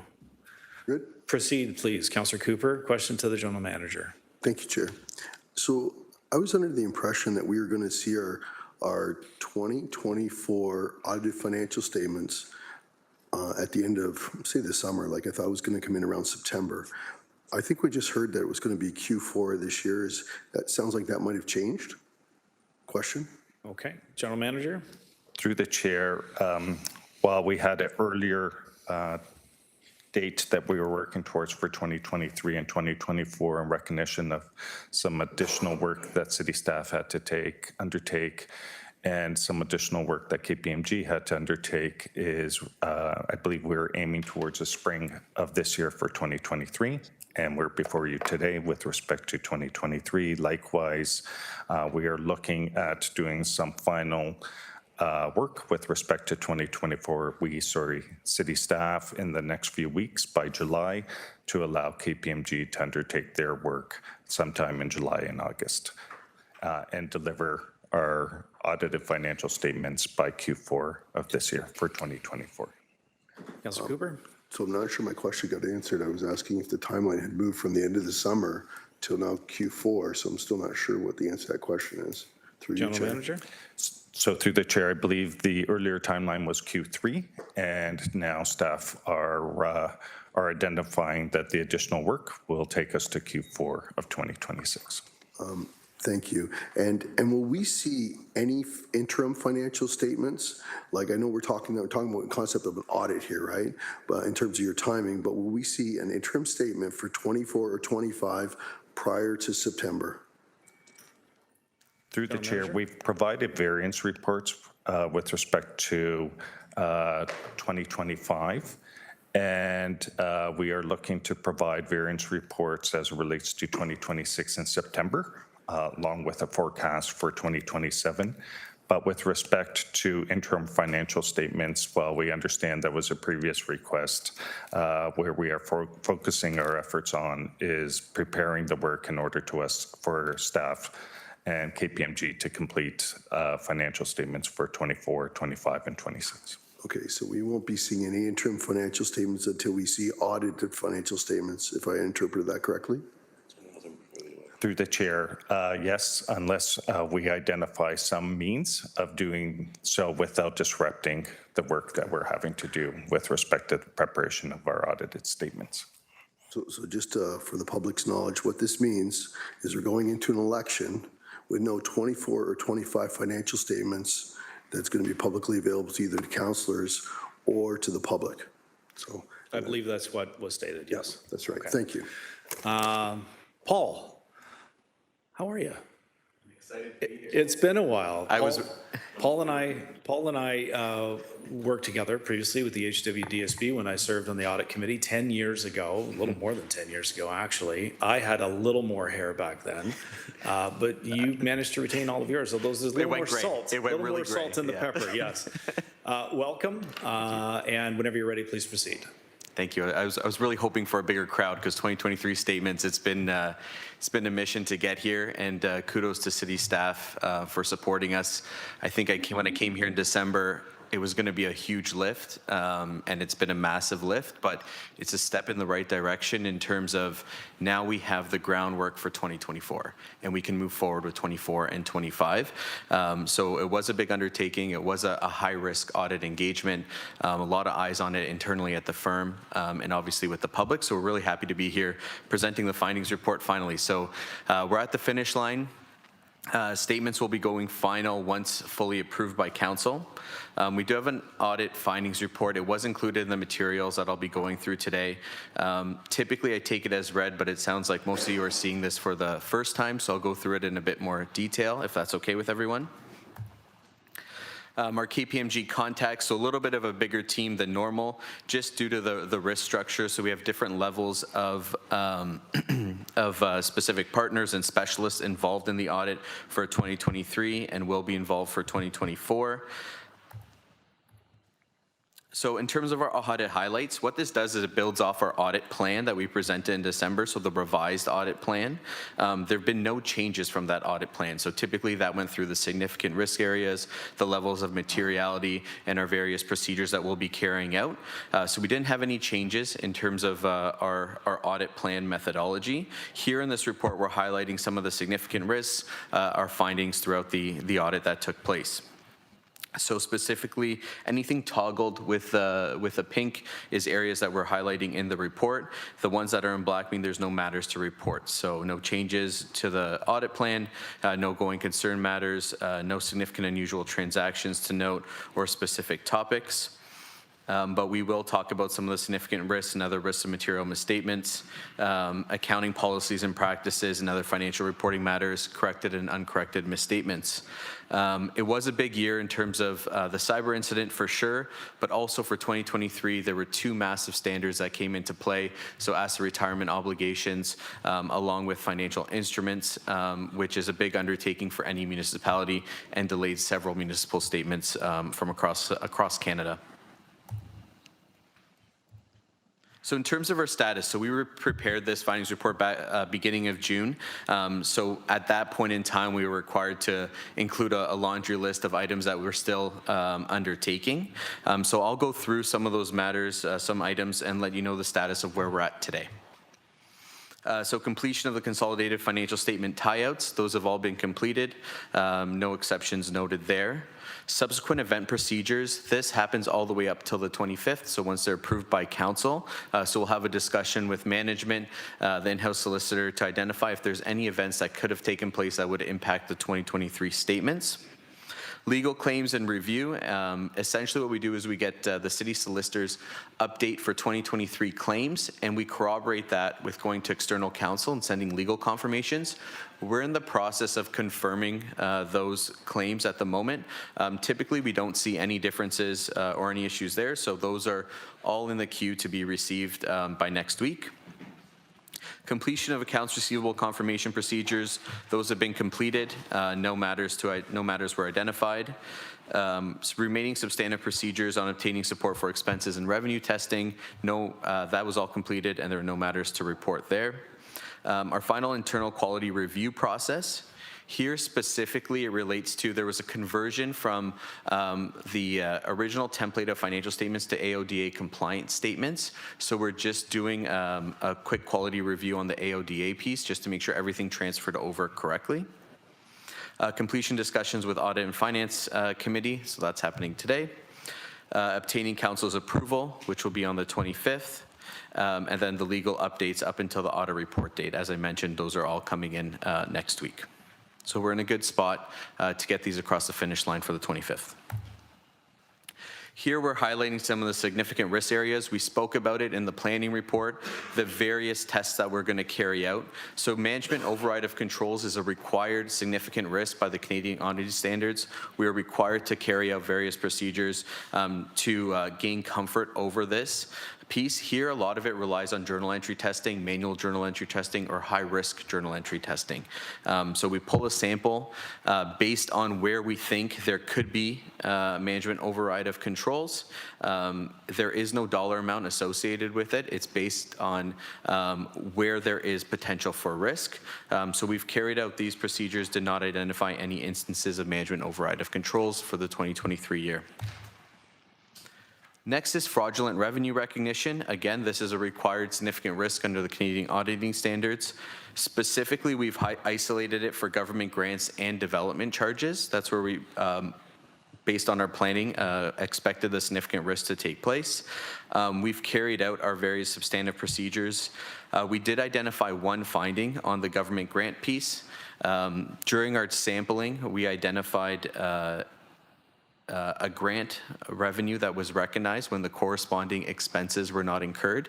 Typically, when you receive a grant, it's for a specific purpose. So you can't recognize that revenue until those expenses have been incurred. So our error that we identified was $164,000, which, based on our methodology, we're required to project and extrapolate over the population. That projection resulted in a $6.2 million projected misstatement over that balance. We've spoken with management. Typically, our recommendation is to leave it uncorrected because it is a projected misstatement, is not factual in nature. That being said, we did identify a control matter to control deficiency to note to management, which they are in the process of remediating in terms of ensuring that before revenue is recognized on a grant, that the appropriate expenses or terms of that grant are being met. Implementation of the asset retirement obligation standard. So as mentioned, this is a new adoption, a new policy that's been adopted for 2023. What it does is significantly impacts the balance sheet and disclosure requirements.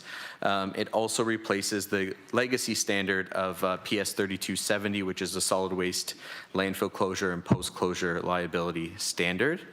Essentially what it does is it requires municipalities to set up a liability for those expected remediation costs for any legislative remediation that is required. So whether it's asbestos removal or other areas, landfill liabilities, et cetera, if there's an expected remediation, they have to present value and determine what that obligation is today.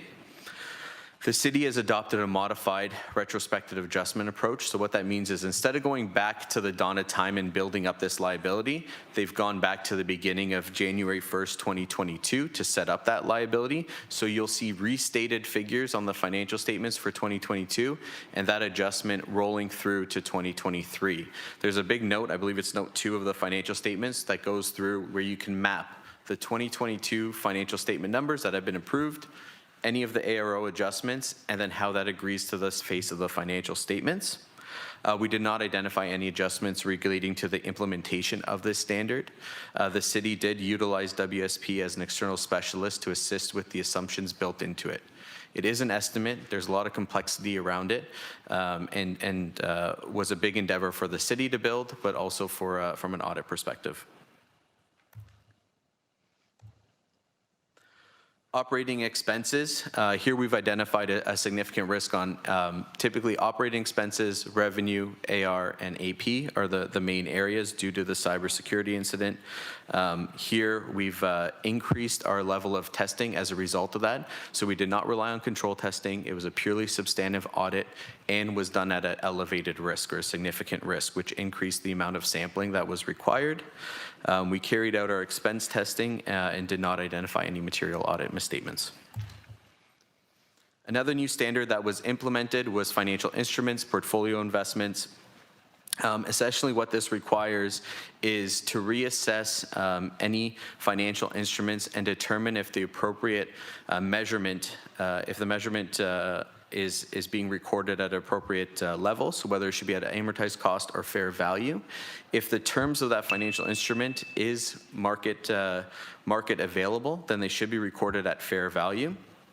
We went through, management did an undertaking to identify financial instruments. We've audited their assessment. We did not identify any changes. If there were fair value matters, those would go through a new statement, a statement called remeasurement gains and losses. Because the implementation of this new standard was not significant, there weren't any fair value adopted instruments. That statement was not required for this year, but it doesn't mean that it cannot come into play in future years. We've included in the statements that that standard's been adopted, but there was just no impact for 2023.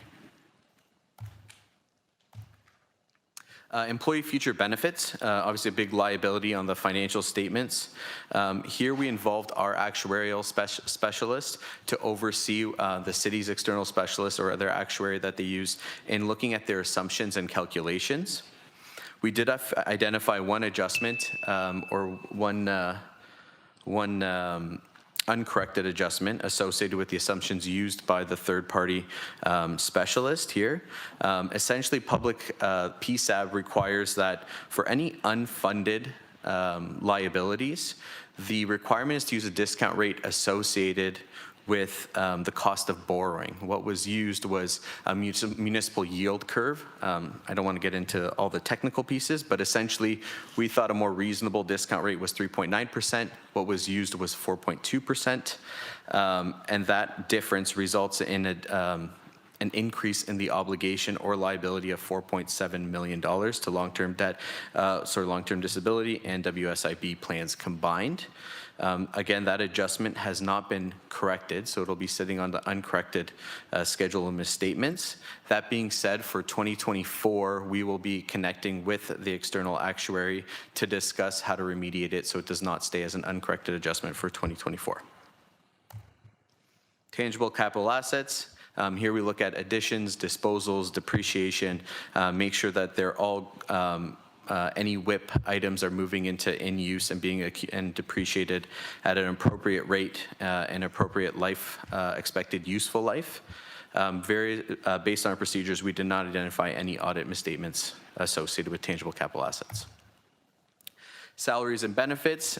Here we typically used to take a substantive analytical approach where we compare trends and look at last year's salaries and benefits, compare them to current year. This year, due to the increase in risk, we actually had to take a fully substantive approach. Here we went in and looked at employee contracts, make sure their rate agreed with what was actually paid out and agreed it all the way through to the bank statements. So a lot more further work and additional sampling associated with salaries and benefits. Here we did not identify any audit misstatements. Accounts receivable and grants receivable, here we've sent out confirmations to get third-party support for those balances, and specifically for 2023, reassess the allowance for doubtful accounts to make sure that management's understanding or assessment of the allowance was appropriate. And again, based on our procedures, we didn't identify any audit misstatements. Cash and cash equivalents, here fully substantive. We sent out confirmations to the banks. We did identify one reclass adjustment here. A reclass is essentially moving the numbers from one line to the another line. It doesn't impact the totals at the end of the day. Essentially what we identified was $5 million relating to deposits held with Manulife, and that was to be applied against the health and dental billings. Essentially, that's restricted cash, not necessarily a cash and cash equivalent balance. So our recommendation was to reclassify it as a prepaid or some other asset. This has remained uncorrected for 2023. So in summary, 3 uncorrected misstatements totaling $11.1 million. To put that in perspective, our audit misstatement posting threshold is $3 million. So anything above $3 million we're required to report. Our materiality for the audit is $60 million. So well below the materiality. So we're able to still issue a clean opinion with those uncorrected misstatements. The 3 that I mentioned was the overstatement, projected overstatement of grant revenue, the reclass of cash for the Manulife advances, and the understatement of the increase in the discount rate for the long-term disability and WSIB benefit obligations. There were no corrected misstatements to note. And then we highlight the control deficiencies. Typically, whenever you have a corrected adjustment or an uncorrected adjustment, it's a result of some sort of control deficiency.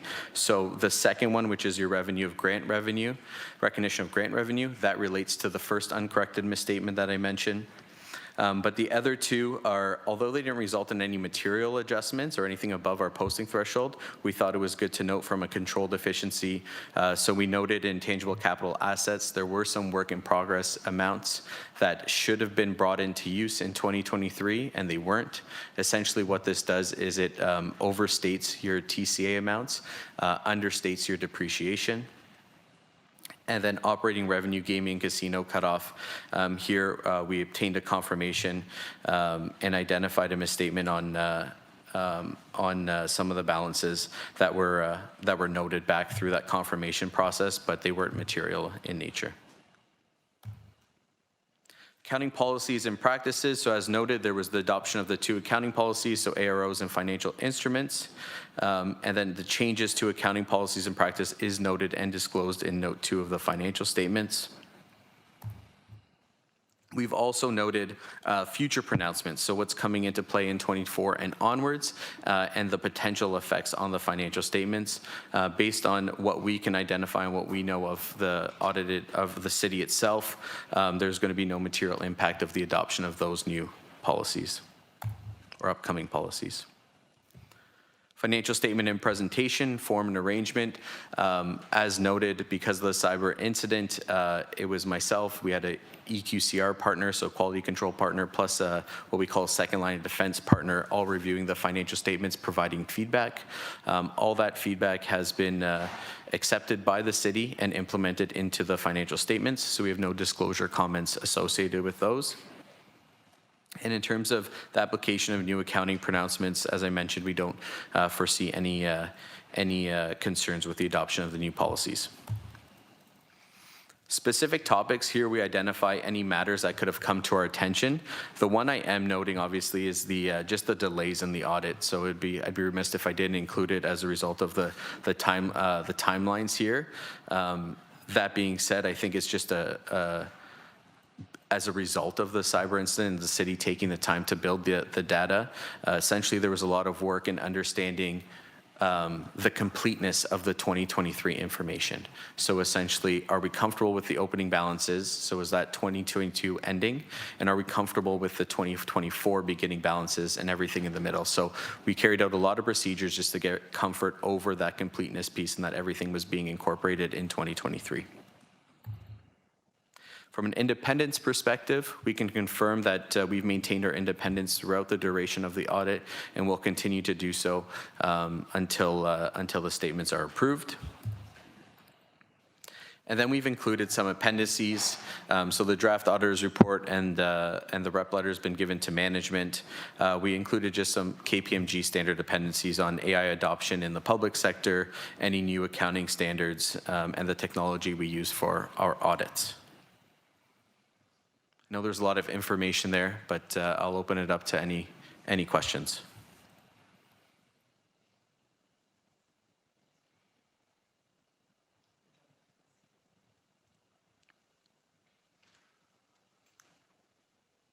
My apologies, Paul. We were just conferring over the remainder of the agenda. We are starting to come up against a tight timeline of 1 p.m. and want to make sure that we have the ability to get through everything. So my apologies for leaving you hanging there for a moment. I'm going to turn it over now to members of the committee who have questions, beginning with Councillor Brad Clark, please. Thank you very much, Chair. Just a few questions for the auditor. So since the cyber attack occurred, we have frequently heard that council, and well, quite frankly, council and the public have heard that staff working with the auditor was actually rebuilding the records to complete the audited financial statement for 2023. Can you explain in general terms how involved you were with the finding of any documentation that was lost? How did you verify any documentation? We get lots of questions in the public. The public is cynical. And so I'm trying to get an understanding of how in-depth your role was as the independent auditor in verifying the data. So from an independent auditor, through the chair, from an independent auditor perspective, I was not involved in rebuilding the data. We were solely involved in auditing the information that was given to us by the city. With an audit, we are required to look at third-party evidence. So from our perspective, it was up to the city to go out and obtain third-party evidence for any samples that we had requested. And I think that that was connected to the timeline here. It just, if the city didn't have that support internally, well, then they had to go back to vendors. They had to go back to customers in order to get that. So for us to be able to conclude and give a clean audit opinion, we needed that third-party evidence, and that's what we received. Thank you. And so the challenge in the broader public is the volume of information, and we're $2 billion, right, between capital and operating, a large organization. An awful lot of money exchanges hands in a given year, and so very clear question. You as the independent auditor, are you satisfied that the information that the city has provided for this audit, the rebuilding of the financial statements and our records, quite frankly, because it's not just the financial statements, it's now our records, that you are satisfied to the extent where possible that the materiality of the information that you were provided is accurate? For sure, and I can confirm that we're satisfied with the completeness of the information.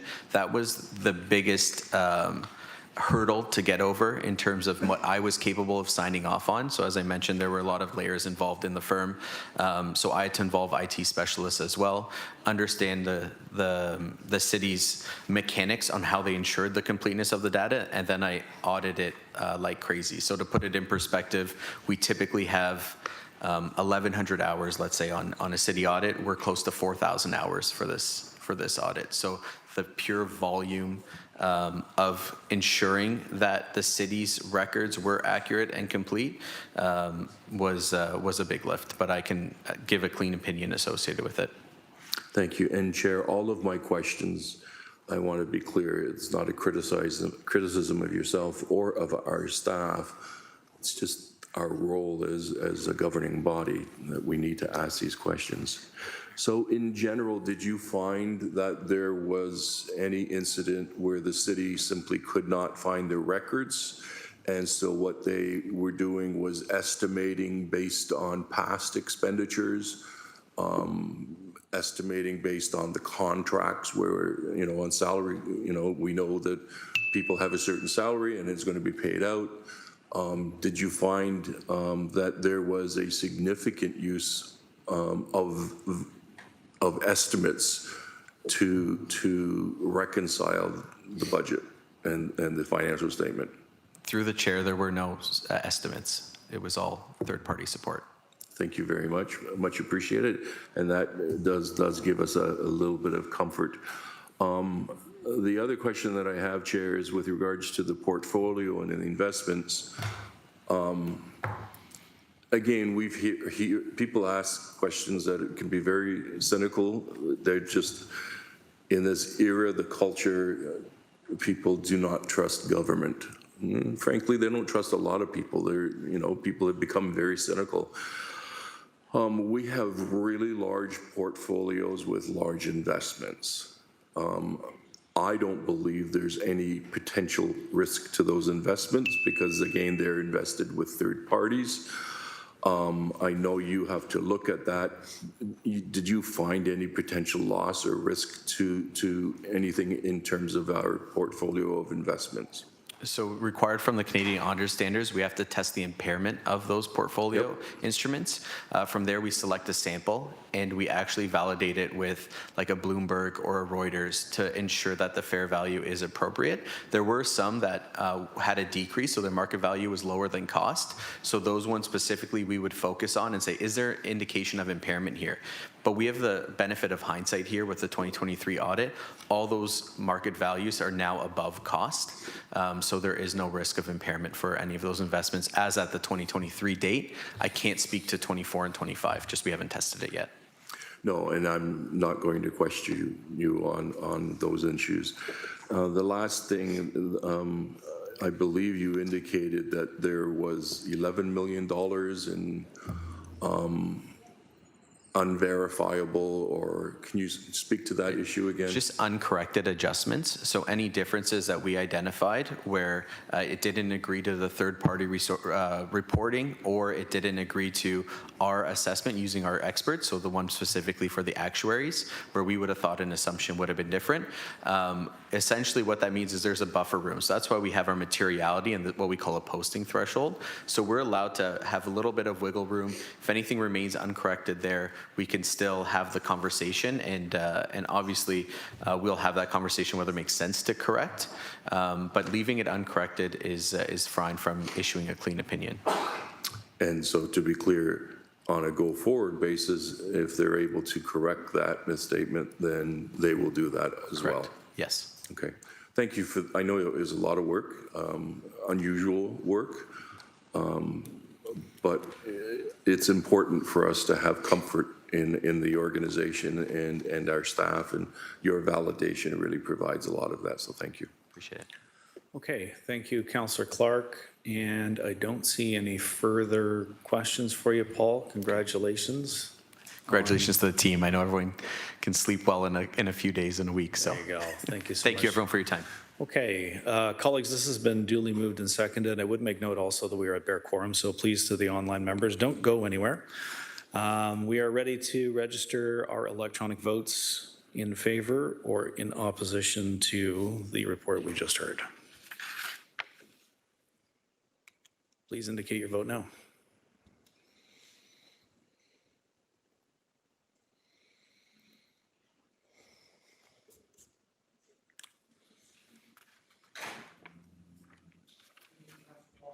Councillor thank you. And that carries 7-0. Thank you, colleagues. We're moving on now to item 8.4, HSC 26049. This is the analysis and proposed strategy for the Hamilton Fire Department overtime variances and absenteeism. If I could have a mover and seconder to put the report on the floor with the recommendations. Seeing Councillor Tattison, seconded by Councillor Pauls. Thank you. And I have first round questions from Councillor Clark. Assuming that we're just going directly to questions, looking around the room. Yes, seeing some nods. Excellent. Thank you. Councillor Clark, please proceed. Thank you very much. Just some questions to the chief. So the variance that we have with respect to the overtime for the current fiscal year, do you have that figure? We're just looking to the bench for a response. Seeing Chief Cunliffe. If you can introduce yourself, please, Chief. So Dave Cunliffe, Fire Chief, through the chair to the councillor. At this time, we are looking at a variance based on the information I was provided yesterday, about $1.5 million. Councillor Clark.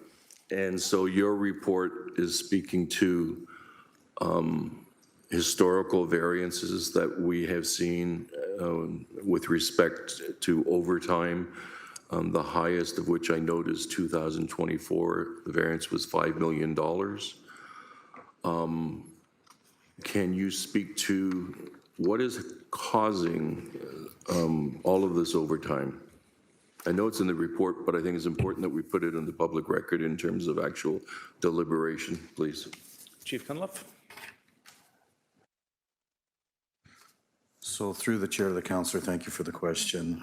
Since 2023, we have started to see, and this is really post-pandemic, when we started to see that overtime variances, negative overtime variances that are not funded have started to grow. And what we have been able to recognize through going through and doing analysis is that on average, every day, we have 8 absences that are due to what we would deem as long-term. So WSIB claims, long-term disability, parental leave, and early safe return. And this trend is not something that is just happening here in Hamilton. It's actually sector-wide. We did environmental scans as we were trying to work through this, because one of the things we wanted to make sure is that this was a consistent happening. It wasn't something that just happened and then is going to go away. And what we found in terms of talking with the large urban 13, which are the 13 largest fire services in the province, they too are having the same issue, and almost consistently with the way we are relative to size and scope of each department. And what's happening is a couple of things. One is the staffing model that we collectively had used in the fire service for decades was based on a ratio of 20 firefighters for every 4-person apparatus. We have 22 4-person apparatus here in the city. When that staffing model was put in place, WSIB was not very prevalent in the fire service. LTD was not prevalent, and certainly paternity leave was not something that was around, nor was early safe return. And what's happened is over time, we know that those things have become prevalent. And we are seeing an increase, certainly in those. The fact is that presumptive legislation, we've done a very good job in terms of making sure that firefighters are aware. We make sure we get them the help, but what that means is that people are going off more frequently and for longer term as they are getting the treatment they need. Same thing with mental health issues. We are very much providing an environment that's supportive and encouraging people to get the treatment they need, whether it's mental health or addictions, and we're seeing those things increase. So what's happening is this trend is growing. And what it's doing is the overtime, the use of overtime is just not sustainable because it's creating other challenges, not just the negative variance on our budgets, but what it also is doing is having impacts on our personnel in terms of firefighter fatigue, increased risk, exposure risk, as well as overtime burnout. And what that then leads to is our challenge operationally to be able to staff the four-person apparatus on a consistent basis without having to reduce the staffing levels on these trucks, which means we have to then dispatch additional trucks to be able to make up the number of staff we need to do the appropriate actions.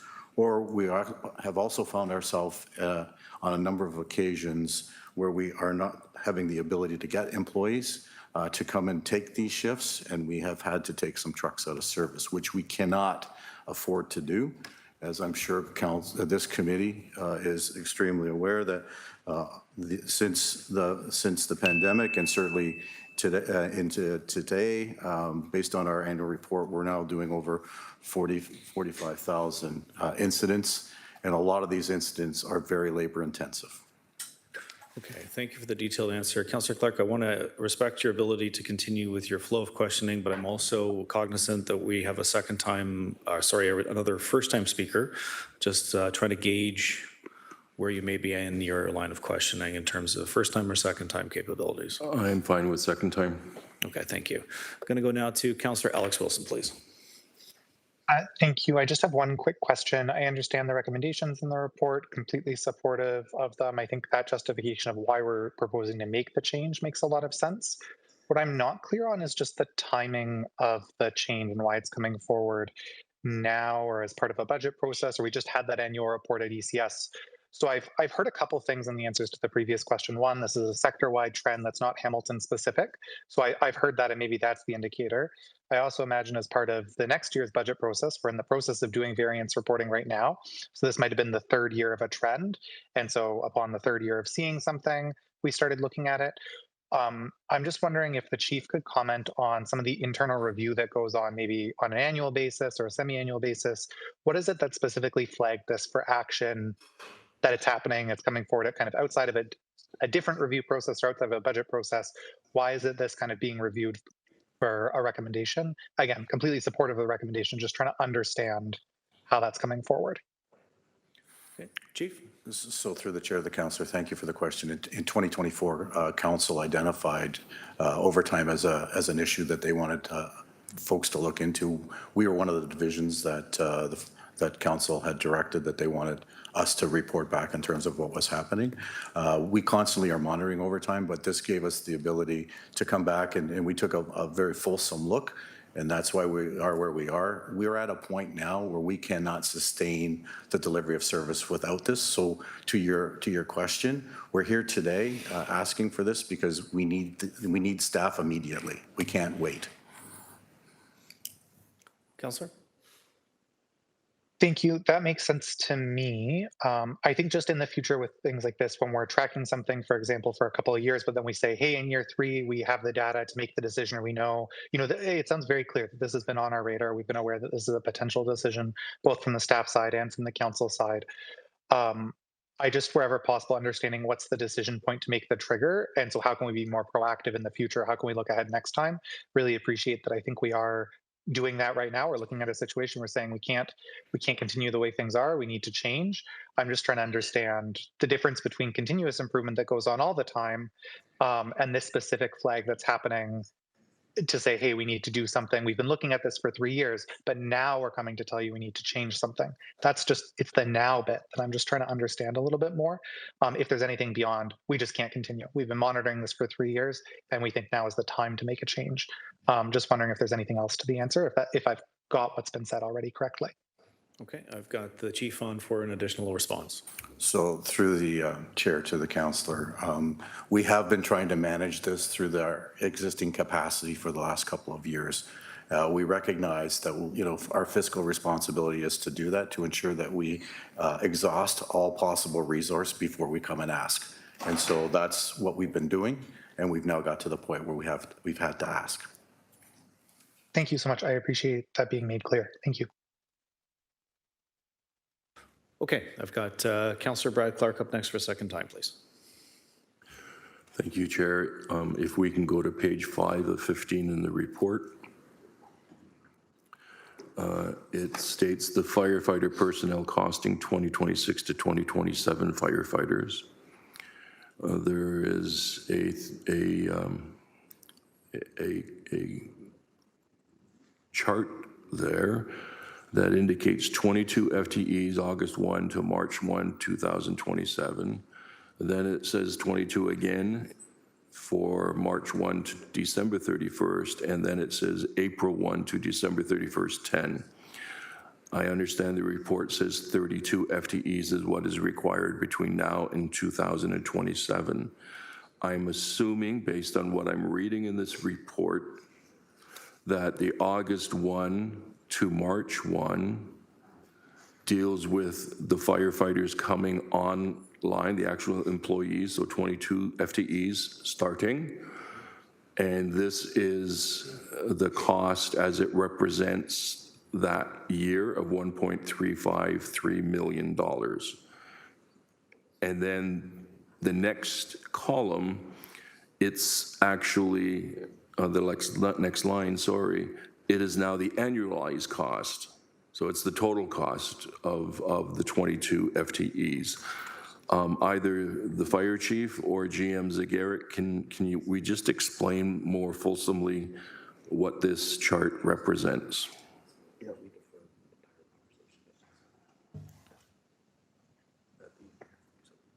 So through the chair to the councillor, so the first line, August 1st, 2026 to March 2027 is the immediate, you're absolutely correct, it's so that we can hire these folks in year, and that would be done through this tax stabilization account, and that's the cost.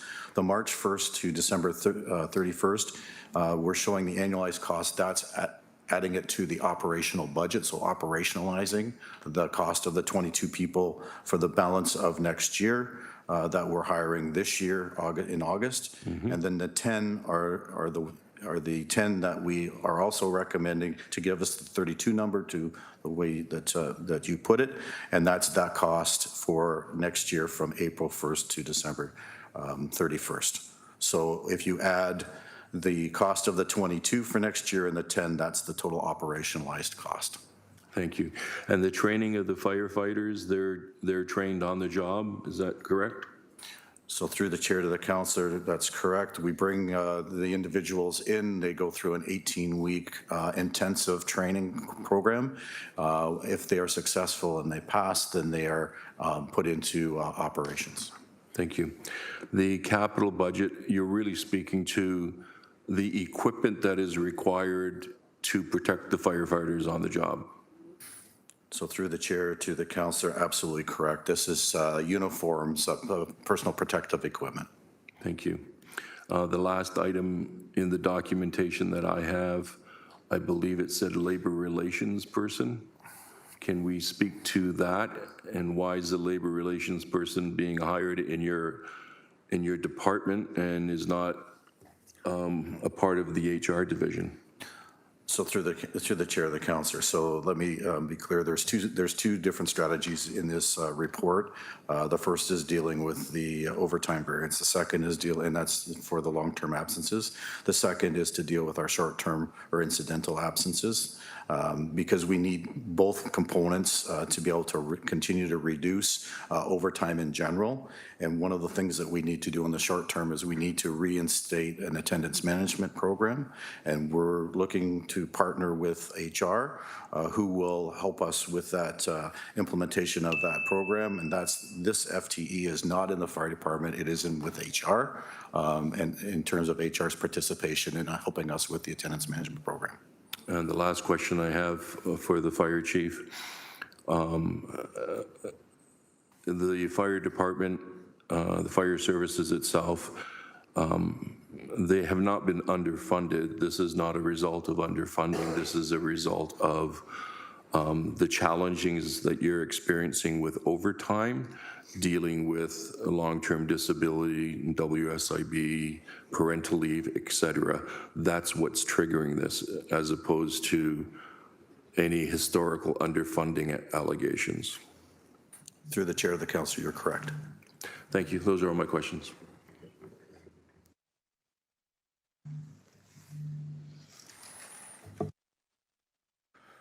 Thank you, folks. And seeing no further questions on this subject, it has been duly moved and seconded, and we will now require your electronic vote.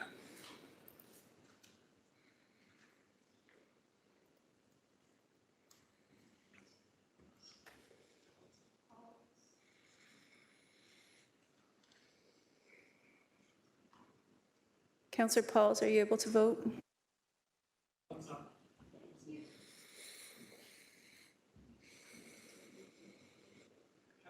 And that is passed unanimous, 7-0. Thank you, colleagues. So we are now at item 8.5. On item 8.5, we have some conflicting timelines, schedules that are intersecting at an inopportune time. I also recognize that the content of this report may be of interest to broader council members, and it may generate some conversation at council. Also recognize that we need to be out of here by 1 o'clock, and we have another important in-camera conversation point to have here. So I'm going to ask if there would be a consideration for referral to council of next week to have the full conversation of this particular item there. And I understand that Councillor Cooper would move that, and I would second that. And so what we would be doing is moving this to council, referring it to council for debate and consideration there in that venue, as opposed to running out of time here. And I see Councillor Clark up first on the referral motion. So I'm struggling to understand this. So this is a governance review subcommittee minutes. Everything's been shared with councillors with the agendas. It's all available to councillors. What's the issue? So the issue is that, number one, we have one more agenda item that I'm not confident we're going to have time to fully address. That is the in-camera. The motion from Councillor Kassar, I think, will be handled very quickly. I am concerned about the timeline, and then we have members of staff that are going to have to leave within the next few minutes, and they will be unable to answer questions should they arise from members of this committee. So in order to accommodate that in a fulsome conversation and acknowledging that there could be additional questions that other councillors may have at council, my recommendation would be the referral. I have trouble with referring it to council. If this committee can't get their work done, then you refer it to the next committee of this committee. I'm worried about setting a precedence where items can be referred to council without the committee even deliberating on the item. Acknowledging that, and if there is a change of direction, we're happy to refer it to the next AFNA. I'll look to the mover, and seeing he's agreeable, I'm agreeable to that as well, Councillor Clark. So instead of moving this to council, we'll be moving this to the following AFNA committee. I'm the seconder on that, and I'm looking to the screen to see if there's any questions on the referral. I have Councillor Alex Wilson up next, please. Thank you. Apologies. I just need some procedural help here through yourself for the clerk. Is this effectively an information report, or either in the closed or in the minutes, just because sometimes it's difficult to find in the minutes? Is there a decision that was ratified at the subcommittee that is therefore being lifted, or is this just an opportunity for maybe folks to get more information? That impacts my vote as if we're ratifying a decision, or if this is just an opportunity for questions, and where do we procedurally send that? Understood, and I'm going to turn it to LC Bates. And just for clarification, this would be a deferral to the following AFNA meeting. I originally had spoken this would be a referral to council. Now we're now talking about a deferral to the next available AFNA meeting. And I'll turn to LC Bates for a comment. Thank you, through the chair. So yes, this is a governance review subcommittee minutes. The governance review subcommittee considered a staff report respecting the flag and sign policy and did make some recommendations. So there is something to approve, changes to the protocol. And and you can find that, so of course the minutes are on your agenda here today. And then if you want to look at that report itself, it's available on the Governance Review Subcommittee agenda of June 12th. Please be mindful, though, that there was an amendment made at committee, at the Governance Review Subcommittee, so that's in that amendment, it appears in the minutes. Thank you. It There's just also appeared that we were talking about a specific item or report as opposed to the minutes. Like the topic or the concern was maybe about, so it sounds like 8.1, the 5-0 vote is what was being talked about. That's great. Thank you so much. It sounded like there was some specificity of an item in the minutes that was potentially sparking discussion. And as just not a member of governance, I didn't know where I should be maybe trying to get up to speed or trying to look. So thank you for that. That's my question. Okay, thank you for that. I see no further speakers. Do we all understand what we're voting on? This is a deferral to send this item to the next AFNA.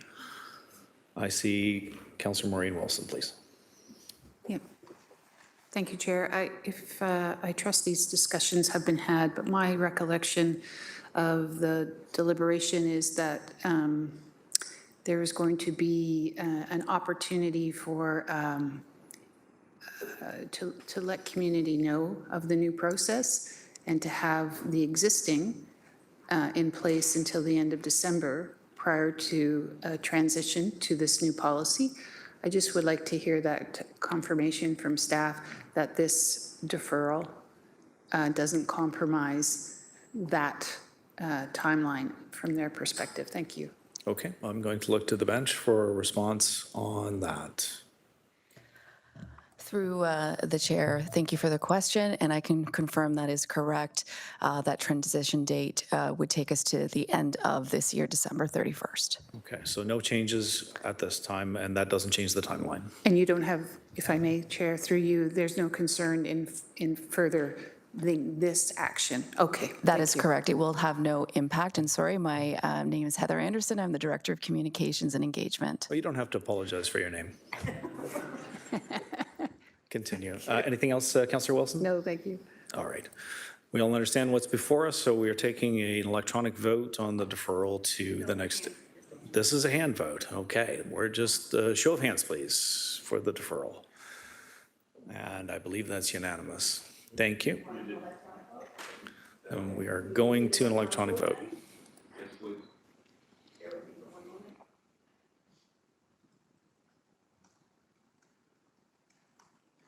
So we're going to hang on one moment. We'll set up the electronic vote.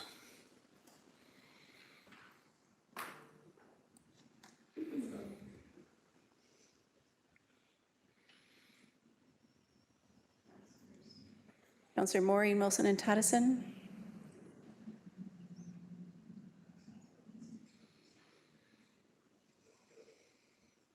Thank you. And that carries 6-1. Thank you, colleagues. Moving on now to motions. Item 9.1, which would be the Ward 12 2026 community grants. I understand Councillor Wilson is bringing this on behalf of Councillor Kassar. If you could introduce your motion and your seconder.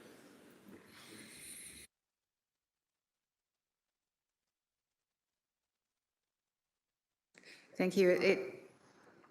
Thank you. It is moved by myself and seconded by Councillor Alex Wilson. So you have a 2 for 2 here, Wilson. I'm moving this on behalf of the Ward 12 councillor for an extensive community grant dispensation.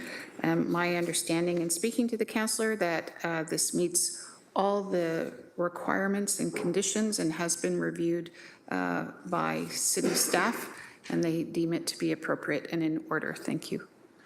Or appropriate. Thank you. Thank you, Councillor Wilson. I'm looking around the room to see if there are any questions on this motion. And seeing none, we're going to move to the electronic vote. Please indicate your vote now.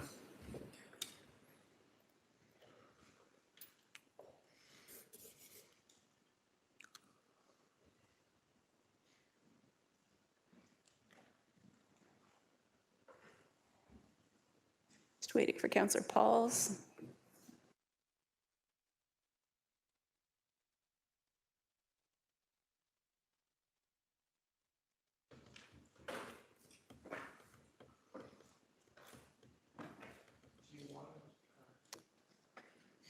Councillor Pauls, are you able to vote?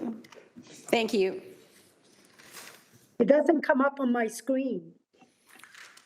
And that carries by a measure of 5-2. Thank you, colleagues. We're moving on now to private and confidential, which is item 11. If I could have a mover and seconder to move into closed session respecting item 11.2, which is pursuant to section 9.3 subsections F and K of the city's procedural bylaw 21-021 as amended, and section 2392 subsections F and K of the Ontario Municipal Act 2001 as amended, as the subject matter pertains to advice that is subject to client and solicitor privilege, including communications necessary for that purpose, and a position plan, procedure, criteria, or instruction to be applied to any negotiations carried on or on behalf of the city or local board. If I could have a hand vote, please, to indicate your vote in support of moving in camera. Oh, I need a mover first, sorry. Councillor Clark and Councillor Cooper, mover and seconder, thank you. All in favor? Seeing that is unanimous, thank you, folks. So members of the public, the meeting will continue when the closed session portion of the meeting has concluded. You will see members of the committee rejoin the meeting. The committee will wait up to 5 minutes upon reconvening an open session before proceeding with the meeting to provide members of the public and the media time to return. Before we move to closed session, I would ask that all members of the public to please exit chambers and the WebEx meeting now. Any staff not related directly to 11.2 are asked to please exit the meeting now as well. A reminder to all members of committee, please ensure that you have moved to the closed session portion of eScribe. Also, as per section 8.7 of the procedural bylaw, use of personal electronic devices during closed session is strictly prohibited, and the use of city electronic devices during closed meetings is limited to text communications only and not as a telephone recording device or camera. Staff at the office of the city clerk are exempted from subsection 8.7c when using electronic devices for record-keeping purposes. When the clerk has determined that only appropriate attendees are still in the room and in the WebEx, we will move on to 11.2.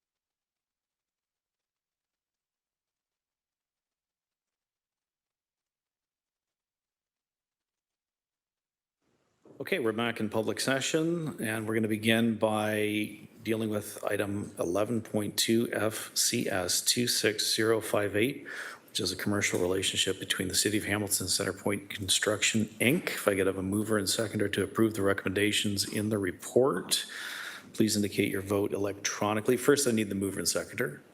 Seeing Councillor Clark, Councillor M. Wilson, please indicate your vote electronically now.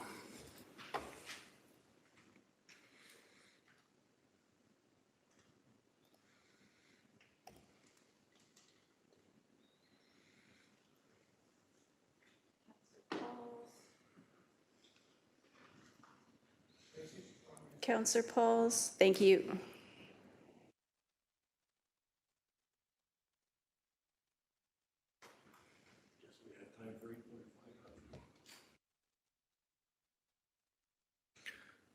And that carries by a measure of 7-0. Thank you, colleagues. Being that there is no further business, the Audit Finance Administration Committee is adjourned at 12:14.